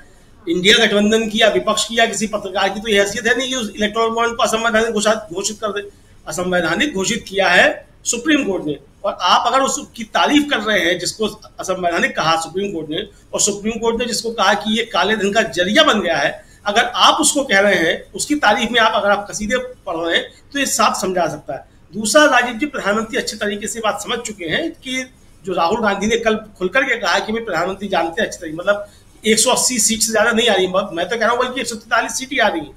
भारतीय जनता पार्टी जो 400 पार का नारा दे रही है वो यही कह रही है कि 400 सीटें उससे पार, मतलब उसके पार चली गई हैं। 143 सीट पर अटक रही है भारतीय जनता पार्टी। बार मैं इस बात को कह रहा हूँ, और प्रधानमंत्री भी इस बात को अच्छे तरीके से समझ रहे हैं। तो जो भाषा राजीव जी आजकल इस्तेमाल की जा रही है, चाहे वो प्रधानमंत्री के द्वारा हो चाहे गृह मंत्री के द्वारा हो, ये एक तरीके से वो जो एक होता है कि घिर जाता है आदमी, तो कहता जाता है कि पीछे हटता जाता है, कहता जाता है खबरदार जो आगे बढ़े, खबरदार जो आगे बढ़े। तो ये भाषा जो इस्तेमाल की जा रही है, खबरदार जो आगे बढ़े वाली होती जा रही है, और पीछे हटते भी चले जा रहे हैं। आज जिस तरीके से सुप्रीम कोर्ट में सरकार पीछे हटी है राजीव जी, ये भी उसी का है। मतलब पहले आपने 1700 करोड़ का और 3500 करोड़ का नोटिस दे दिया, और फिर आपने जाकर के कह दिया कि साहब अभी हम कोई कार्रवाई नहीं करेंगे जो चुनाव चल रहा है। ये भी वही है, खबरदार जो आगे बढ़े वाली बात। तो जिस तरीके से ये सब चीजें आ रही हैं उसको अच्छे तरीके से सरकार भी समझ रही है, प्रधानमंत्री भी समझ रहे हैं। मुझे लगता है कि अब ये जो सरकार में बैठे हुए लोग हैं जो इन सब एजेंसियों को कर रहे हैं, मैनेज कर रहे हैं, प्रधानमंत्री के, भारतीय जनता पार्टी के चहेते जो अफसर हैं, उनको भी शायद ये चीजें अब समझ में आने लग जाएंगी कि अब देश जा किस तरफ रहा है, देश का मूड किस तरफ जा रहा है। कुल मिलाकर के राजीव जो चीजें हैं, मौसम बेहतरीन तरीके से बदल रहा है, अच्छे तरीके से बदल रहा है। प्रधानमंत्री इस बात को समझ रहे हैं, तैयारियां सब कर रहे हैं मौसम से बचने की, लेकिन बच पाते हैं नहीं बच पाते हैं, ये सवाल देखना होगा। मुझे लगता है राजीव जी कुल मिलाकर के अब देश की जनता जो है वो इस बात को अच्छे तरीके से समझ चुकी है। खासतौर से कल की रैली के बाद, इंडिया गठबंधन की रैली के बाद जो माहौल होना है, वो देश की जनता समझ चुकी है कि खतरा अब लोकतंत्र के ऊपर है, और किसी भी तरीके से लोकतंत्र को बचाना है। किसी पार्टी की सरकार बनाने या किसी पार्टी की सरकार बिगाड़ने का मसला अब नहीं है। और कल राजीव जी लगभग सभी नेताओं ने, इंडिया गठबंधन के सभी नेताओं ने एक सुर में यही बात कही है, किसी भी तरीके से ये किसी दल या किसी व्यक्ति का चुनाव नहीं है। और आज जब वो धर्मवीर गांधी शामिल हो रहे थे कांग्रेस में, उन्होंने भी ये बात कही कि ये साधारण चुनाव नहीं है 2024 का चुनाव। एक तरह से कहा जाए ये 2024 का चुनाव करो या मरो की स्थिति जो है, जो सन 42 में नारा कांग्रेस ने दिया था, महात्मा गांधी ने दिया था, करो या मरो का, ठीक वैसी ही परिस्थितियां आज देश के सामने हैं कि या तो ये सरकार जाएगी या लोकतंत्र जाएगा। इन दोनों में से जो चीज है, तो मुझे लगता है कि देश की जनता लोकतंत्र को पसंद करती है, लोकतंत्र को बचाएगी, सरकार को नहीं बचाएगी। राजनीति बिल्कुल बिल्कुल। इस बीच केसी वेणुगोपाल ने जो कांग्रेस के महासचिव हैं, उन्होंने ट्वीट किया है। ये जरा इस ट्वीट को देखते हैं, क्या कुछ इंफॉर्मेशन है। देश भर के लोगों के साथ व्यापक विचार विमर्श के बाद कांग्रेस 5 अप्रैल को एआईसीसी मुख्यालय में, यानी यहां दिल्ली में 24 अकबर रोड पर अपना विजन डॉक्यूमेंट यानी घोषणा पत्र जारी करेगी। इसके बाद हम 6 अप्रैल को जयपुर और हैदराबाद में 2 मेगा रैलियां आयोजित करेंगे। जयपुर में कांग्रेस अध्यक्ष श्री मल्लिकार्जुन खड़गे, सीपीपी अध्यक्ष सोनिया गांधी और राहुल गांधी और प्रियंका गांधी मेगा रैलियों को संबोधित करते हुए घोषणा पत्र लॉन्च करेंगे। राहुल गांधी हैदराबाद में मैनिफेस्टो लॉन्च मेगा रैली को भी संबोधित करेंगे। हमारा ध्यान हमेशा देश को एक कल्याण उन्मुख विकास समर्थक दृष्टिकोण देने पड़ रहा है और इस चुनाव में भी इसे लोगों के सामने पेश किया जाएगा, ये कह रहे हैं केसी वेणुगोपाल। इसमें 2-3 महत्वपूर्ण बातें हैं। एक ये कि कांग्रेस अपना घोषणा पत्र 5 अप्रैल को जारी करने जा रही है। दूसरी बात यहां महत्वपूर्ण यह है कि 6 अप्रैल को कांग्रेस अपने घोषणा पत्र को 2 मेगा रैलियों में इसे जनता के बीच रखेगी। पहली मेगा रैली जो होगी वो होगी जयपुर में और दूसरी होगी हैदराबाद में। जयपुर की मेगा रैली में मल्लिकार्जुन खड़गे, सोनिया गांधी, राहुल गांधी, प्रियंका गांधी रहेंगे और इधर और वहां घोषणा पत्र ये लोग जारी करेंगे। और राहुल गांधी उसके बाद हैदराबाद में इस घोषणा पत्र को उस मेगा रैली में लॉन्च करेंगे और उस रैली को संबोधित भी करेंगे। यानी कि 5 और 6 बहुत ही इंपॉर्टेंट डे है कांग्रेस के लिए, कांग्रेस के लिहाज से। और आप जानते हैं दोस्तों कि इस वक्त जब कांग्रेस अपना विजन डॉक्यूमेंट यानी घोषणा पत्र जारी करने जा रही है, तो कल ही बीजेपी ने अपनी घोषणा पत्र के लिए कमेटी बनाई है और उस कमेटी की अध्यक्षता कर रहे हैं राजनाथ सिंह। प्रशांत टंडन जी, एक नई खबर, यहाँ नया इंफॉर्मेशन जो अपडेट हुआ है वो आप तक हम पहुंचा रहे थे, यही से इस चर्चा की शुरुआत करते हैं। एक तरफ कांग्रेस पार्टी अपनी अपना घोषणा पत्र है वो लेके आ रही है, और दूसरी तरफ हम देख रहे हैं कि बीजेपी जो है वो यहाँ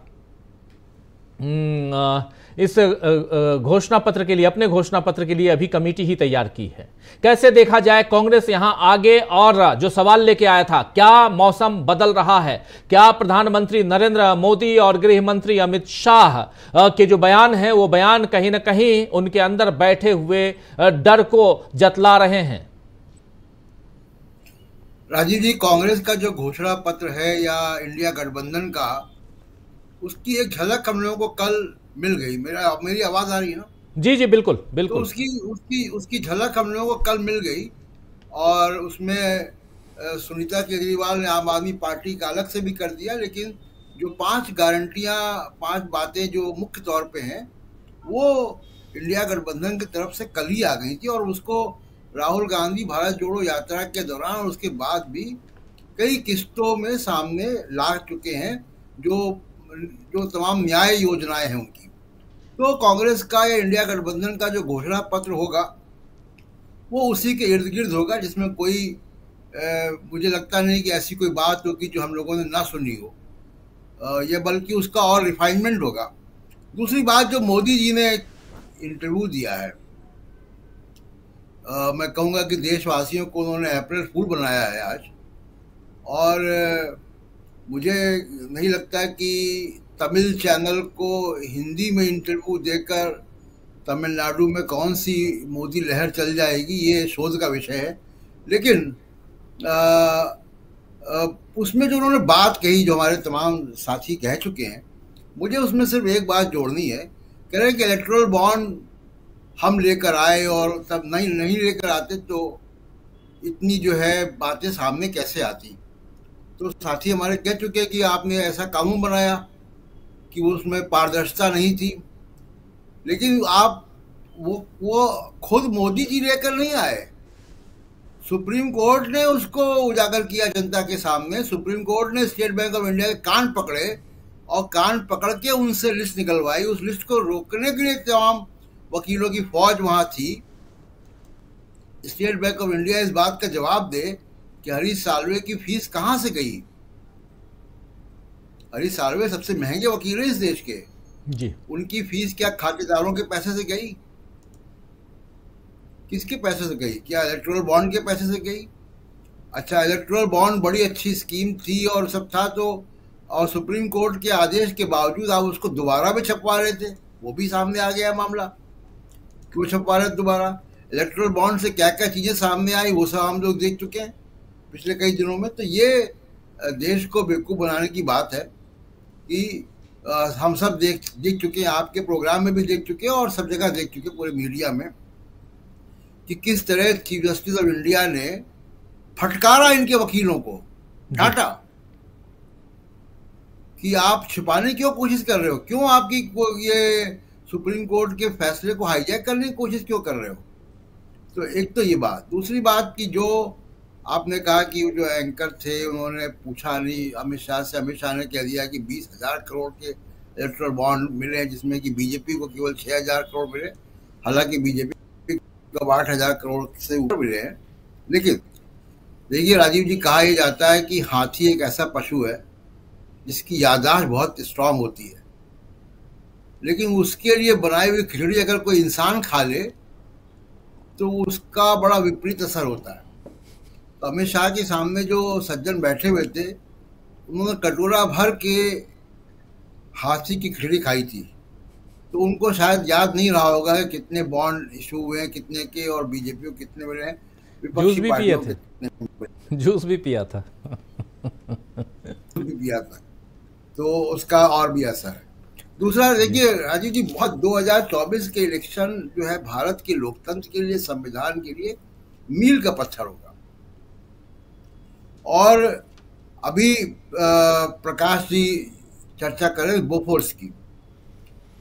मैंने सीबीआई के करस्पॉन्डेंट, सीबीआई को कवर करते हुए बोफोर्स को लंबे समय तक इन्वेस्टिगेट किया। राजीव 64 करोड़ के मामले पे सीबीआई ने 250 करोड़ रुपए खर्च किए थे। 20 साल लगभग गैर कांग्रेस सरकारें रही हैं बोफोर्स की बात। वाजपेयी जी की 2 बार, मोदी जी की 2 बार, बीच में वीपी सिंह, देवगौड़ा और गुजरात, लगभग 20 साल सरकारें रही गैर कांग्रेसी सरकारें। किसी की समझ में नहीं आया। और ये सीबीआई के अधिकारी बोफोर्स की जांच करने स्विट्जरलैंड और स्वीडन जाते थे। राजीव जी, मैं जब ये लौट कर आते थे तो मैं एयरपोर्ट पे जब ये ग्रीन चैनल से निकलते थे तो ये क्या क्या लेकर आए मैं वो भी देखता था, कस्टम के अधिकारियों से, मेरे सूत्रों के से। हंसी आ जाएगी आपको अगर मैं बता दूं कि ये अधिकारी क्या क्या लेकर आते थे। उस जमाने में वीसीआर, वीसीपी ये सब का बहुत चलन था। घड़ियां आती थी, सेंट, परफ्यूम, ये सब चीजें आती थी और तमाम चीजें। तो ये और सीबीआई जिसका बहुत चर्चा है, मैं उस पर भी आता हूँ राजीव जी। मुझे इतने यहाँ पे 6-7 विद्वान लोग बैठे हैं, आप लोग 6 मेरे अलावा, कोई एक पिछले 5 साल में, 10 साल में, 15 साल में मुझे कोई 5 केस बता दीजिए बड़े जो सीबीआई ने सॉल्व किए हो, जिसमें कि लगा हो अरे सीबीआई ने ये खोल दिया। 5 केस कोई बता दे। इनके ऊपर टैक्स पेयर का बहुत पैसा खर्चा होता है। विजय माल्या का केस ये क्लेम करते कि उन्होंने सॉल्व कर लिया। विजय माल्या हजारों करोड़ रुपए लेकर लंदन में बैठा हुआ है। उसकी पूछताछ के बहाने 15 बार चले जाएंगे लंदन और वहां से तमाम घड़ियां, मोबाइल और परफ्यूम लेकर आ जाएंगे। ये सीबीआई के अधिकारी किस बात की इतनी मोटी तनख्वाह, इतना बड़ा headquarter, state of the art equipment इनको मिला हुआ है, कौन से केसेस सॉल्व करते हैं आप बता दीजिए। अखबारों में कभी आपने पढ़ा कि कौन से केसेस उन्होंने सॉल्व कर दिए? कोई 1 करोड़ का, 2 करोड़ का बैंक का घोटाला छोटे मोटे अधिकारियों का पकड़ते हैं। मेरा कहने का सिर्फ मतलब ये है कि टैक्स पेयर के पैसे पर, सीबीआई के ऊपर, ईडी के ऊपर, इनकम टैक्स के ऊपर हजारों करोड़ रुपए देश की जनता के टैक्स का पैसा खर्चा होता है। क्या ये टैक्स का पैसा इनके ऊपर इसलिए खर्च हो रहा है कि देश की राजनीति बदल रही है, ये पॉलिटिकल पार्टी बन जाए, ये इलेक्शन को प्रभावित करने का काम करें, संविधान को और लोकतंत्र को डिरेल करने का काम करें, इसलिए ये इनके ऊपर टैक्स पेयर का पैसा खर्चा होता है? जवाब देना। ईडी का कितना कन्विक्शन रेट? 2% भी नहीं है। सीबीआई का कन्विक्शन रेट कितना है? कितने केसेस सॉल्व करते हैं? मैं तो कह रहा हूं कोई रिसर्च करके बता दे 1 हफ्ते में कि सीबीआई ने 5 ऐसे कौन से सनसनीखेज मामले जो हैं वो सॉल्व किए हैं। कौन सा इक्विपमेंट इनके पास नहीं है फॉरेंसिक का, कौन से इनके पास एक्सपर्टीज नहीं है, बड़ी महंगी महंगी इनको ट्रेनिंग कराई जाती है विदेशों में। क्या इस देश में घोटाले नहीं हो रहे हैं? इलेक्ट्रल बॉन्ड का मामला भी सीबीआई ने नहीं सामने लाया जी। और सुप्रीम कोर्ट के बाद पत्रकारों ने उसमें खोजी पत्रकारिता की है। पत्रकारों ने ढूंढ के निकाला है कि किस कंपनी ने बॉन्ड खरीदे, कि कौन सी शेडी कंपनी थी जिसने बॉन्ड खरीदे, किसको क्या ठेके मिले, किसके यहाँ कब ईडी गई, कब सीबीआई गई। किसी जांच एजेंसी ने नहीं किया। मेरा कहने का मतलब यह है कि देश की जनता के सामने एक प्रमुख सवाल है कि क्या वो इनकम टैक्स, सीबीआई, ईडी देश के लोकतंत्र को डिरेल कर सकता है? क्या वो प्रभावित कर सकता है? देश की जनता को ये सोचना है कि ये एजेंसियां के मार्फत से अगर चुनाव होगा तो ये बड़ी गलत परिपाटी बनेगी। आज नरेंद्र मोदी प्रधानमंत्री है, कल इनका भी कोई गुरु घंटाल आ सकता है जी, बिल्कुल, जो कि किसी को जीने नहीं देगा। तो ये एक बड़ा मेजर सवाल है। दूसरी बात, एक बात मैं केजरीवाल पे कहना चाहता हूँ। केजरीवाल जी की रिमांड हो गई है, बिल्कुल साफ साफ मंशा दिखाई दे रही है ईडी। वो मंशा ये है कि उन्होंने तमाम तरीके के ऐसे अनर्गल आरोप लगाए हैं कोर्ट में कि जिससे इनकी रिमांड जो है ना मिले, और सॉरी जमानत ना मिले, रिमांड बढ़ जाए। अब रिमांड में वो तिहाड़ जेल चले गए। पूरी डिजाइन है कि अरविंद केजरीवाल की सरकार को हम गिराना चाहते हैं। ये अरविंद केजरीवाल को मजबूर कर दें इस्तीफा देने के लिए। अरविंद केजरीवाल क्या करते हैं, पॉलिटिकल मूव क्या होता है, ये हम आगे आने वाले दिनों में देखेंगे। लेकिन ये देश के लोकतंत्र के लिए चिंता का विषय है कि किस तरीके से सीबीआई, ईडी, इनकम टैक्स, ये लोग जो है देश के लोकतंत्र के लिए कितने हानिकारक हैं, इनको देश की जनता को सोचना है। राजीव जी। बिल्कुल बिल्कुल, बहुत सारी बातें हैं और लगातार ये चर्चा जारी रहेगी, क्योंकि रोज कुछ न कुछ आप देख रहे हैं कि वो सत्ता में बैठे हुए नरेंद्र मोदी और उनकी पार्टी के इर्द गिर्द घूमती हुई बातें आ रही हैं, जिस पर चर्चा जरूरी भी है, क्योंकि चुनाव का वक्त है और ऐसे में दूध का दूध और पानी का पानी, यानी कि पूरी अच्छी तरह से इसका जो विश्लेषण अच्छी तरह से होना चाहिए वो करने की कोशिश हम करते हैं। एक बार फिर से सुनील शुक्ला जी आपके पास आना चाहता हूं। कैसे देखा जाए सुनील जी, जब आप देख रहे हैं कि सामने एक बहुत बड़ा चुनाव है और इस चुनाव को जिस हिसाब से, जिस अंदाज से नरेंद्र मोदी लड़ रहे हैं, बहुत गंभीरता से, आप तमाम हमारे 6 वरिष्ठ यहाँ पर पैनलिस्ट साथी हैं, बुद्धिजीवी हैं, आप जिस हिसाब से इस बार का चुनाव नरेंद्र मोदी लड़ रहे हैं, क्या आपको लगता है कि उनके पास मुद्दे हैं? क्या आपको लगता नहीं है कि कहीं न कहीं लोगों को बरगलाने और अपनी बातों में उलझाने के अलावा बीजेपी के पास, बीजेपी के जितने भी नेता हैं, उनके पास और कोई मुद्दा नहीं है? कुछ शिगुफा छोड़ना या इधर से, यानी कि इंडिया गठबंधन की तरफ से कोई बात ऐसी आ गई तो उस बात को आगे बढ़ाना, आप 10 साल के अपने कामों को सामने नहीं रख पा रहे हैं, ये साफ दिखाई देता है कि नहीं? और अगर ये दिखाई दे रहा है तो सुनील शुक्ला जी, फिर ये चुनाव क्या हम ये माने कि बुरी तरह से फंस चुका है भाजपा के लिहाज से? एक तो यह चुनाव सभी दलों के लिए समान अवसर नहीं प्रदान कर रहा है। अगर केंद्रीय एजेंसियां विभिन्न राजनीतिक दलों को उनके राजनीतिक गतिविधियों को संचालित करने में अवरोध पैदा कर रही हैं, यानी कि वह समान अवसर सबके लिए नहीं है, वो सरकार के पक्ष में है। सत्तारूढ़ दल अपने मुद्दों की बात नहीं कर रहे, जिसकी बात आपने कही, सरकार अपने उपलब्धियों की बात नहीं कर रही है। भारतीय जनता पार्टी के वरिष्ठ नेताओं के अगर आप भाषण सुनिए तो वह केवल अपनी 3 उपलब्धियां बताते हैं कि हमने धारा 370 खत्म कर दी, राम मंदिर का निर्माण हो गया और समान नागरिक संहिता लागू हो गई। यह तीनों के तीनों उपलब्धियां भारतीय जनता पार्टी के प्रति प्रतिबद्ध मतदाताओं को संबोधित है। उन लोगों के लिए संबोधित नहीं है जो सरकारें बनाते हैं अपने जीवन में परिवर्तन लाने के लिए, उनके जीवन में जो समस्याएं हैं उनके समाधान के लिए। इन तीनों उपलब्धियों से किसी व्यक्ति के जीवन में कोई परिवर्तन नहीं आता।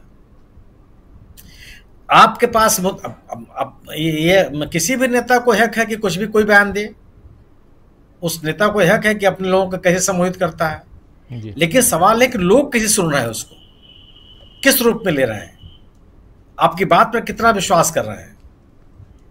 आप 1974 में किसी द्वीप के बारे में 2 देशों के बीच समझौता हो गया, उसका उल्लेख करके अपनी विफलताओं का की जिम्मेदारी से आप बच नहीं सकते हैं। मेरठ में रहने वाले व्यक्तियों को इससे क्या मतलब है कि 1974 में किस द्वीप को भारत ने श्रीलंका को दे दिया या श्रीलंका ने भारत को दे दिया? मेरठ में तो किसानों को इससे मतलब है कि हमारे एमएसपी का कानूनी दर्जा मिलेगा कि नहीं मिलेगा, हमारी उपज को बेहतर कीमत मिलेगी कि नहीं मिलेगी, जो समाज में तनाव है उसको दूर किया जाएगा कि नहीं दूर किया जाएगा। और अगर आप किसी चीज का उल्लेख करते हैं तो आप विपक्ष के नेता नहीं हैं, आप सरकार के मुखिया हैं। अगर पूर्ववर्ती किसी भी सरकार ने, चाहे जवाहरलाल नेहरू जी की सरकार ने, चाहे इंदिरा जी की सरकार ने, चाहे इंद्र कुमार गुजराल की सरकार ने, चाहे चंद्रशेखर जी की सरकार ने, किसी ने कोई गलती की तो क्या पिछले 10 साल में उस गलती को सुधारने का कोई प्रयास किया गया? आपको यह बताना पड़ेगा। आरोप लगा करके आप अपनी जिम्मेदारी से बच नहीं सकते। जो कोई भी गलती हुई, मैं इस आरोप को मान लेता हूं कि उनको गलतियां हों, तो उस गलती को सुधारने का प्रयास कौन सा किया? 2014 में सम्मानित प्रधानमंत्री जी सत्ता में आते हैं और 2015 में ही वो श्रीलंका की यात्रा करते हैं। क्या उस यात्रा के दौरान यह जो द्वीप है, आइलैंड है, इसकी वापसी का मुद्दा शामिल था द्विपक्षीय बातचीत में? क्या डीएमके के नेता स्टालिन ने केंद्र सरकार को चिट्ठी नहीं लिखी? क्या इसी सरकार ने सुप्रीम कोर्ट में खड़े होकर नहीं कहा कि साहब उस पर देश का, दो देशों के बीच समझौता हो चुका है, अब कोई कार्रवाई नहीं हो सकती, जब जयललिता जी ने मुकदमा किया था सुप्रीम कोर्ट में?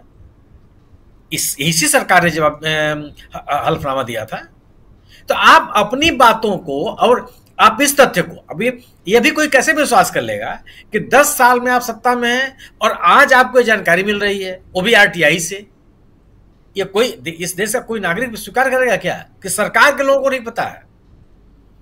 तो इन बातों से कोई हासिल आपको नहीं होने वाला। और अगर सुप्रीम कोर्ट की कोई न्यायाधीश, सम्मानित न्यायाधीश, नोटबंदी पर टिप्पणी करती हैं भरे लोगों के बीच में, सब में, एक सिविल सोसाइटी के सामने, उसकी जवाबदेही आपके ऊपर बनती है। जिस पारदर्शिता, जिस भ्रष्टाचार की मुक्ति की बात करते हैं आप, उसकी जवाबदेही आपके ऊपर बनती है।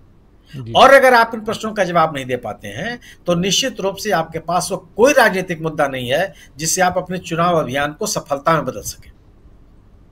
आप गोल गोल बात करके लोगों को बरगला नहीं सकते। बरगलाने की कोशिश कर सकते हैं, कोशिश करना किसी का अधिकार है, लेकिन सफल कितने होंगे आप? सरकारों को इस बात की जिम्मेदारी होती है कि बरगलाने के जो प्रयास कोई कर रहा है उस प्रयास को सफल नहीं होने देंगे। बरगलाने का अधिकार सरकारों को नहीं है, क्योंकि लोग उस तर्क को स्वीकार नहीं करते। आज अगर भारतीय जनता पार्टी लोगों के जीवन से जुड़े हुए सवालों का जवाब देने के लिए तैयार नहीं है तो वह लोगों के का जन समर्थन हासिल नहीं कर सकती। सरकारें दोबारा जन समर्थन अपनी उपलब्धियों पर ही हासिल कर सकती। और मेरा अपना मानना यह है कि अगर सरकार को अपनी उपलब्धियों पर भरोसा होता तो वह इतने बड़े पैमाने पर दल बदल के लिए को प्रोत्साहित नहीं करती। वह इतने बड़े पैमाने पर विपक्षी दलों के राजनीतिक कार्यों में अवरोध नहीं पैदा करती।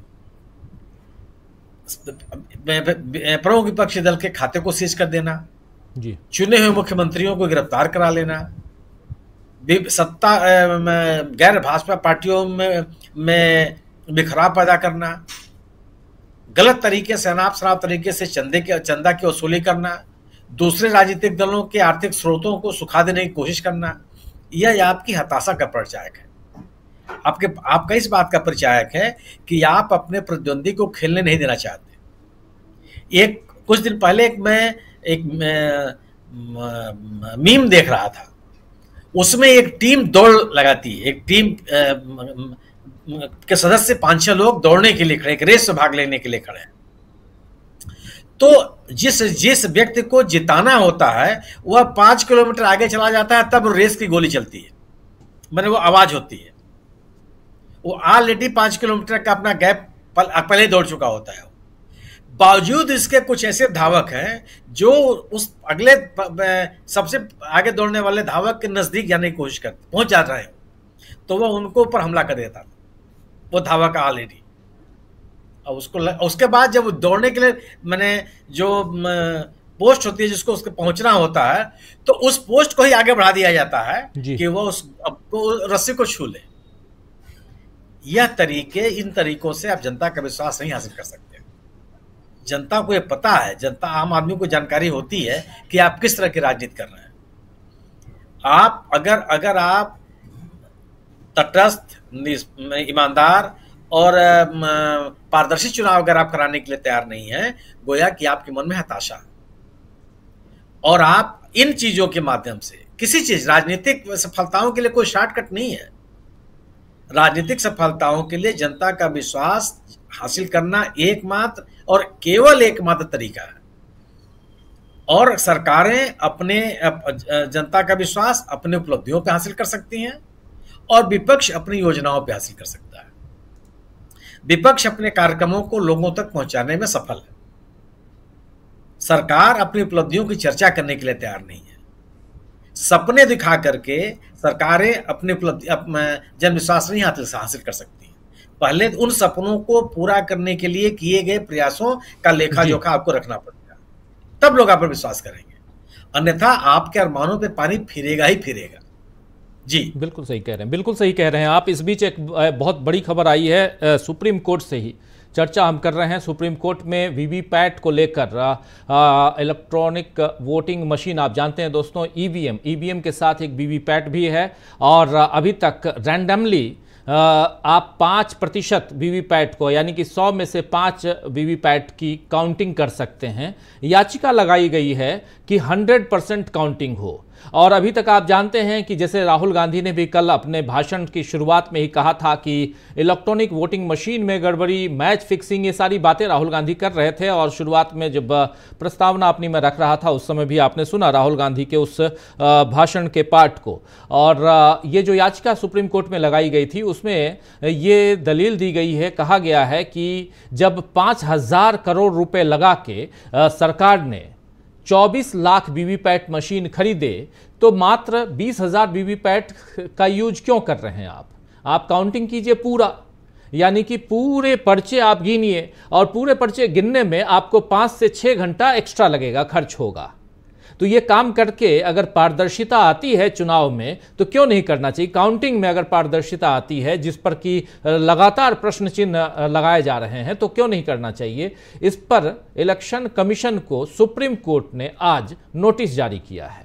तो एक बड़ी खबर है कि इलेक्शन कमीशन, सबसे पहली बात तो यह कि सुप्रीम कोर्ट ने इस याचिका को खारिज नहीं करके नोटिस जारी करना, यानी कि चुनाव सुधार की प्रक्रिया में एक बढ़ते कदम के रूप में इसको देखा जा सकता है। एक बहुत बड़ी खबर। हमारे तमाम साथी इस मामले को लेकर लगातार चर्चा करते हैं, कहते हैं, और मैं गुजारिश करता हूं कि आप वोट देने जरूर जाइए। आपको दोस्तों ये बात आज फिर से कह रहा हूं कि जिस दिन आपके यहां वोटिंग हो उस दिन वोट देने जरूर जाइए, क्योंकि उसके बाद हो सकता है कि उस दिन ये फैसला आ जाए कि नहीं जी पूरा काउंट करना है।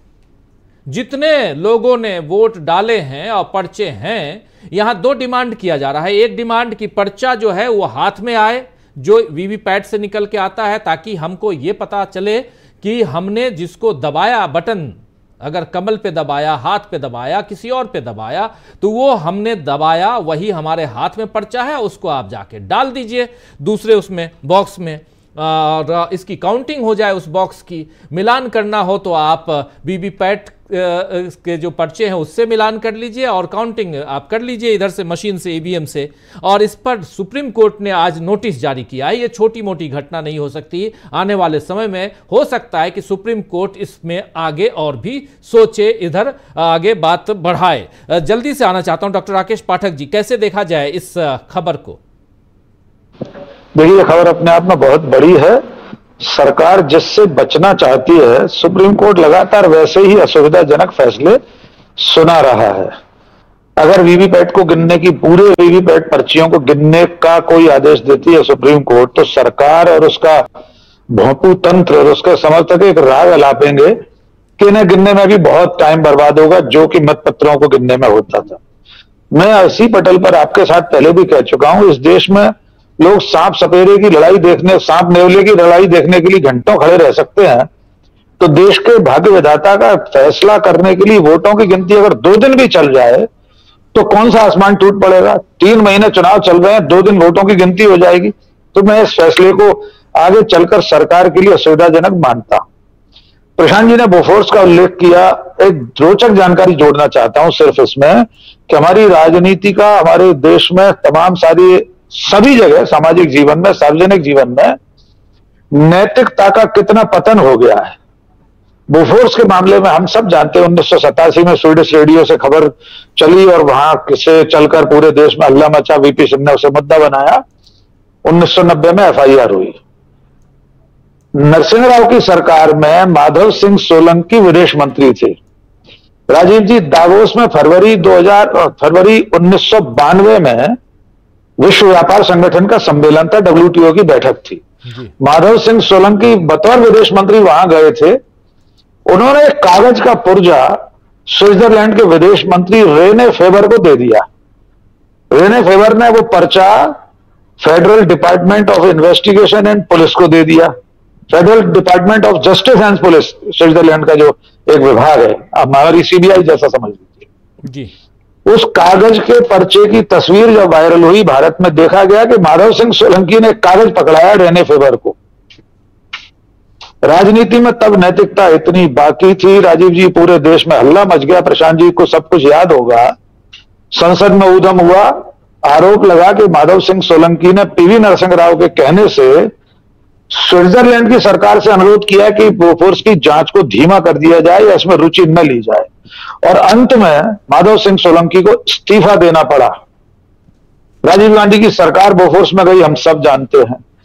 64 करोड़ रुपए, मात्र 64 करोड़ रुपए का मामला था। एक कागज का पुर्जा पकड़ाने पर विदेश मंत्री का इस्तीफा हो जाता था। वीपी सिंह कहा करते थे, उनकी शेरवानी में, उनकी अचकन की जेब में स्विट्जरलैंड के स्विस बैंक के खाते का अकाउंट नंबर है, राजीव गांधी का खाता जो लोटस नाम से था। आज तक कोई चीज साबित नहीं, कोई चीज सिद्ध नहीं हुई। एक युवा प्रधानमंत्री शहीद हो गया, सरकार चली गई, और आज हजारों हजारों हजारों करोड़ के घोटाले में किसी के माथे पर शिकन नहीं आ रही। कोई और लोकतांत्रिक समाज होता तो जिस दिन सुप्रीम कोर्ट ने इलेक्टोरल बॉन्ड को असंवैधानिक घोषित किया था, सरकार का नैतिक पतन उस दिन हो गया था। सरकार को अपने पद पर रहने का, प्रधानमंत्री को अपने पद पर रहने का उस दिन ही कोई अधिकार नहीं बचा था। लेकिन अब चूंकि समाज और राजनीति नैतिक पतन के रसातल में है, तो किसी कोई फर्क नहीं पड़ता। अब देखना यह होगा कि सुप्रीम कोर्ट इस मुद्दे पर कितना आगे जाता है, और आगे चलकर सुप्रीम कोर्ट के भरोसे क्या ये सरकार किसी दिन शर्मिंदा होगी, ये देखने के लिए अभी हमें इंतजार करना होगा। बाकी जनता के हाथ में जो फैसला है वो लगातार अगले 3 महीने 2 महीने हमें और आपको देखना ही है।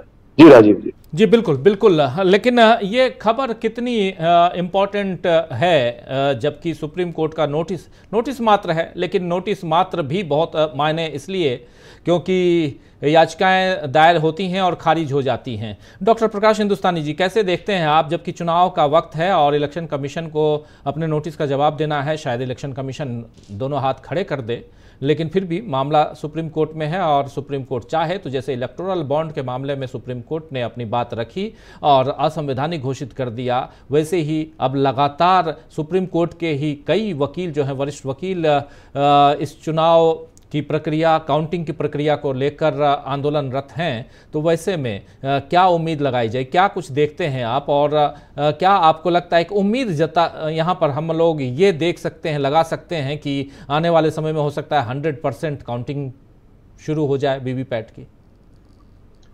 राजीव जी, 2-3 बातें कहना चाहूंगा। पहली बात तो ये कि वीवीपैट का जो मामला है, कई मामलों में तो साफ दिखता है कि चुनाव हार जीत बड़े अंतर से हो रही है, लेकिन कई बार चुनाव करने वाले अधिकारी सत्ता के दबाव में आकर बड़े बेईमानी वाले फैसले लेते हैं। आखिरी मोड़ पे जीतते जीतते जीतने वाला हार जाता है और हारने वाला जीत जाता है। पिछले लोकसभा चुनाव में जिसमें भारतीय जनता पार्टी को 303 सीटें मिली थी, उसके 4 उम्मीदवार ऐसे थे जो बहुत ही कम वोटों के अंतर से जीते। और मुझे लगता है कि वीवीपैट के बारे में अगर कोई फैसला होता है, उसकी गिनती होती है, तो बहुत से मामलों में चुनाव में क्रांतिकारी बदलाव देखने को मिलेगा। जैसे मछली शहर चुनाव में, मछली लोकसभा चुनाव में बीजेपी के उम्मीदवार 181 वोटों से जीता था, तो ये बड़ी संध्यास्पद बात लगती। भारतीय जनता पार्टी के अर्जुन मुंडा थे जो 1145 वोटों से जीते थे। भाजपा के ही वी श्रीनिवास प्रसाद 1817 वोटों से जीते थे, केवल 1817। वर्धमान, दुर्ग का है, वर्धमान आपके इलाके का है, वहां पे अहलूवालिया जी 2500 से भी कम वोटों से जीते थे, 2493 वोटों से। तो ये इस तरह की गड़बड़ियां जो प्रशासनिक चुनाव के अधिकारी प्रशासन के दबाव में आकर, नेताओं के दबाव में आकर जो गड़बड़ियां करते हैं गिनती में, वो उस पर एक सफाई होगी, लोगों को पता चल सकता है कि क्या होता है। मैं मेरे शहर का ही देखता हूं कि चुनाव में, महापौर के चुनाव में मतगणना चल रही है, आखिरी मोड़ तक कांग्रेस का एक उम्मीदवार जीतता आ रहा है, लेकिन रात को 12 बजे नतीजा आता है कि साहब जीतने वाला व्यक्ति बीजेपी का प्रत्याशी, और उसे बुलाकर तत्काल जिला निर्वाचन अधिकारी जो कलेक्टर होता है और मतगणना स्थल पर ताला लगा दिया, जबकि हर व्यक्ति कह रहा था कि बहुत गड़बड़ी हुई, हर व्यक्ति को उसमें शक लग रहा था। लेकिन अब आप कोर्ट में जाते रहिए, करिए जांच पड़ताल, वो अलग बात। एक तो मुझे ये बात कहनी। दूसरी बात यह है कि प्रधानमंत्री के बारे में कहना चाहता हूँ, जब वो तमिलनाडु में जाते हैं तो वो तमिलनाडु की बात करते हैं, वो श्रीलंका के कच्छातीवू या कच्चा तीवू जिसको बोलते हैं, अलग अलग उच्चारण है, उसे श्रीलंका को देने के मामले में बात करते हैं कि बड़े आक्षेप लगाते प्रधानमंत्री। पर जो 2015 में सरकार बनने के बाद भारत सरकार ने बांग्लादेश से एक जमीन का समझौता किया था, जिसमें भारत ने 17,000 एकड़ जमीन बांग्लादेश को दी और बांग्लादेश ने 7,000 एकड़ जमीन भारत को दी। ये बहुत दिनों से विवादित था मामला, 1947 से विवादित था, और जब भी कांग्रेस की सरकार इसके बारे में कोशिश करती, सरकार की ने पहल की, बीजेपी ने उसका विरोध किया। तो प्रधानमंत्री कच्चा तीवू की बात करते हैं, ये बात भी करें कि भारत ने बांग्लादेश को 10,000 एकड़ जमीन क्यों दे दी, जो 11 गांव की जमीन, इस बारे में भी बोले। और तीसरी बात मैं ये कहना चाहता हूँ कि प्रधानमंत्री जब तमिलनाडु में जाते हैं या तमिलनाडु के किसी मीडिया हाउस से बात करते हैं, तो वह बात करते हैं कि तमिल भाषा की बड़ी उपेक्षा हुई है आजादी के बाद। भाई साहब, 10 साल से तो इस देश का प्रधानमंत्री कौन है? 10 साल से किस पार्टी की सरकार इस देश में है? उस पार्टी ने तमिल को आगे लाने के लिए क्या किया? तमिल भी भारत की भाषा है, उड़िया भी भारत की भाषा है, पंजाबी, असमी, सब भारतीय भाषाएं। इन भाषाओं को बढ़ाने के लिए सरकार ने क्या किया? ये बताते मोदी जी कि हमने ये किया, ये बताएंगे नहीं। सब तमिल की बड़ी उपेक्षा हो गई, क्योंकि लोगों की भावनाओं को भड़काने का प्रयास करना उनका दायित्व। जब उर्दू की बात होती है तो हर बात ये कहने की कोशिश की जाती है कि उर्दू तो पाकिस्तान की भाषा है, वो पाकिस्तान की राजभाषा है, लेकिन उर्दू का जन्म भारत में हुआ और हमारी भाषा है, लेकिन उर्दू को हम अपनी भाषा नहीं कहते। तो इस तरह के विचार, इस तरह के संकीर्ण विचार भारत के प्रधानमंत्री माननीय नरेंद्र मोदी के मुंह से अच्छे नहीं लगते। दूसरी बात है कि आप इस देश के प्रधानमंत्री हैं, बीजेपी के प्रधानमंत्री नहीं हैं। आप बनारस के सांसद हैं, लेकिन इस देश के प्रधानमंत्री हैं। तो आपके लिए सब जगह, सब भाषा, हर राज्य, हर इलाका एक जैसा होना चाहिए। और दूसरों के बारे में जब आप आक्षेप लगाते हैं कि साहब कच्चा तीवू में तो हमारे मछुआरे जाल सुखाते थे, तो आपको बताना चाहिए कि जो भारत ने जमीन बांग्लादेश को दी, वो क्यों दी। मुझे लगता है कि ये ऐसे अंतर्राष्ट्रीय मुद्दे हैं जिस पर संसद में बड़ी चर्चा हो चुकी है, और भारत सरकार, जो भी प्रधानमंत्री सरकार रही होगी, चाहे कच्चा तीवू के मामले में हो या 2015 में, सरकारों ने सोच समझकर फैसले लिए होंगे। लेकिन चुनाव के इतने साल बाद, इतने चुनाव के मौके पर, घटना के होने के बाद ये बातें करना प्रधानमंत्री जैसे पद के व्यक्ति के लिए गरिमापूर्ण बात नहीं। राजीव जी, बिल्कुल बिल्कुल। प्रधानमंत्री नरेंद्र मोदी अलग अलग आपने देखा होगा, कभी वो दाढ़ी बढ़ा लेते हैं, कभी दाढ़ी छोटी कर लेते हैं, कभी कुछ और करते हैं, कभी वो बांग्लादेश चले जाते हैं। बांग्लादेश का आप जिक्र कर रहे हैं, और चुनाव से पहले 2015 में 55,000 स्क्वायर किलोमीटर की ज़मीन आप बांग्लादेश को दे देते हैं। और लेकिन आप 1974 की बात भी यहाँ याद दिलाते हैं। दक्षिण भारत क्या बिल्कुल ही बहुत ज़्यादा परेशान कर रहा है प्रशांत टंडन जी, प्रधानमंत्री नरेंद्र मोदी को, और इसीलिए ये कच्चा द्वीप की जो बात है वो आज की बात नहीं है, 1974 की बात है। लेकिन उससे पहले ज़रा समझना चाहता हूँ, जल्दी से कार्यक्रम को अब समाप्त करें, क्लोजिंग कमेंट, ये समझना चाहता हूँ कि वीवीपैट का जो मामला है, ये मामला आपको लगता है कि सिर्फ नोटिस तक ही रह जाएगा, ये आगे भी बढ़ेगा? बहुत बड़ा कदम है राजीव जी जो सुप्रीम कोर्ट ने उठाया है, और स्वागत योग्य है। लेकिन एक प्रधानमंत्री मोदी को न जाने क्यों राजीव जी झूठ बोलने में मजा आता है, या वो गुमराह करते हैं जानबूझकर। तमिलनाडु में आजकल राजीव जी पूरे देश के हाई कोर्ट के वीडियोस हम लोग देखते हैं, आपने भी देखे होंगे, हमारे मित्रों ने भी देखे होंगे, तमाम हाई कोर्ट के वीडियो आते हैं, और उसमें आपको हाई कोर्ट की जबलपुर बेंच का या लखनऊ बेंच के तमाम सारे वीडियोस आते हैं, जिसमें जज जो हैं हिंदी में बात कर रहे हैं। जी, देखा होगा आप लोगों ने। मद्रास हाई कोर्ट में तमिल भाषा के इस्तेमाल के लिए अर्जी दी गई। किसने विरोध किया? मोदी सरकार ने विरोध किया। आप तमिल भाषा की बात कर रहे हैं, आप ही ने तमिल भाषा के high court, Madras high court में इस्तेमाल के लिए उसका विरोध किया, और तमिल और स्टालिन सरकार की अर्जी को रिजेक्ट कर दिया, खारिज कर दिया। इस खबर को देखा जा सकता है गूगल करके। जी। तो ये मतलब झूठ बोलने की आदत है क्या? रोज अप्रैल फूल बनाएंगे आप। दूसरी बात यह कि देखिए, जो सुप्रीम कोर्ट ने याचिका एक्सेप्ट की, अभी मैंने याचिका पूरी पढ़ी नहीं है क्योंकि अभी इस प्रोग्राम के दौरान ही वो आया है, लेकिन जो थोड़ा बहुत देखा है मैंने कि जो आपने बताया अभी कि वीवीपैट की काउंटिंग, जब वीवीपैट लगे हुए हैं, इसमें दो बड़े प्रमुख सवाल राजीव जी उठते हैं यहाँ पे जी, जो सुप्रीम कोर्ट के संज्ञान में होने चाहिए। सुप्रीम कोर्ट उस पर कोई अपना तवज्जो दे। एक, जब वीवीपैट पर डेटा डाला जाता है, ये इलेक्शन कमीशन ये बात को नहीं करता है कई बार जी। हर मशीन के वीवीपैट में कैंडिडेट की लिस्ट फाइनल होने के बाद उसके अंदर उस कंस्टिट्यूंसी के कैंडिडेट का डेटा डाला जाता है, सिंबल डेटा, पार्टी का नाम।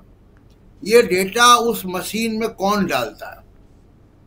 क्या इलेक्शन कमीशन की निगरानी में होता है ये काम? क्या डेटा के साथ कुछ और चीजें उसमें नहीं जा सकती? इसकी सेफगार्ड क्या है? इस पे देश की जनता को भरोसे में लेना चाहिए। मुझे लगता है कि सुप्रीम कोर्ट जब ये याचिका सुनेगा उसमें ये बात भी जरूर आएगी। एक दूसरी बात कि पर्ची निकलती है वो शीशे के अंदर होती है, पर्ची मतदाता के हाथ में मिले, ये संवैधानिक व्यवस्था है कि हमको नहीं मालूम है कि मशीन के अंदर क्या हो रहा है। पर्ची हमारे हाथ में है। ये मताधिकार का जो संवैधानिक अधिकार है वो सुनिश्चित तब होता है जब पर्ची हमारे हाथ में आए, मतदाता उस पर्ची को बॉक्स में डाले, उस पर्ची की गिनती से चुनाव घोषित हो। जिस चुनाव में विवाद हो उसमें मिलान किया जाए कि मशीन ये कह रही है, पर्ची ये कह रही है, लेकिन वो पर्ची बाहर निकले, वो पर्ची मतदाता के हाथ में हो, मतदाता देखे कि किसको उसने वोट दिया है, उस पर्ची को डाले, उस पर्ची गिनती हो, तब तो जो मताधिकार का संवैधानिक अधिकार है उसको आप सुनिश्चित करते हुए दिखाई देते हैं। और अगर वो पारदर्शिता नहीं उसमें, अगर मतदाता को नहीं मालूम है कि उसने जिसको वोट दिया है उसी मत की गिनती हो रही कि नहीं हो रही है, तो बड़ा मुश्किल काम हो जाता है। फिर वो संवैधानिक अधिकार की अवहेलना हो रही है। मुझे लगता है कि सुप्रीम कोर्ट इस पे तवज्जो देगा, और अगर ये प्रक्रिया में परिवर्तन होता है, जिसकी चर्चा राजीव जी याद कीजिए कि यहाँ पे कई बार हो चुकी है कि इस चुनाव से पहले चुनाव की प्रक्रिया पे कोई परिवर्तन आ सकता है, तो हमें लगता है कि हम उसके दरवाजे तक पहुंच गए हैं। अभी 20 दिन बचे हैं और ये आराम से इम्प्लीमेंट हो सकता है, इसमें कोई बड़ी बात नहीं है। ये तो काउंटिंग से पहले भी 20 दिन नहीं बल्कि कह सकते हैं कि अभी 2 महीने बाकी हैं, क्योंकि 4 जून को रिजल्ट आना है और काउंटिंग 4 जून को करवाना है, और उससे पहले आप 100% वीवीपैट का इस्तेमाल तो कर ही रहे हैं। सिर्फ और सिर्फ जो याचिका करता है उनका कहना है कि आप जब 100% वीवीपैट का इस्तेमाल कर रहे हैं, 5,000 करोड़ रुपया आपने खर्च कर दिए वीवीपैट खरीदने में, 24 लाख वीवीपैट हैं आपके पास में, तो आप उसकी पूरी काउंटिंग क्यों नहीं करवाते हैं? 4-5 घंटे 6-7 घंटे एक्स्ट्रा लगेंगे। प्रशांत जी, हम सबने यहाँ जितने लोग बैठे हैं इंक्लूडिंग आपके, सबने बैलेट पेपर वाली काउंटिंग देखी है, और उस काउंटिंग में भी राजीव जी शाम तक ट्रेंड आना शुरू हो जाते थे, सुबह तक मालूम पड़ जाता था कि कौन जो है जीत रहा है।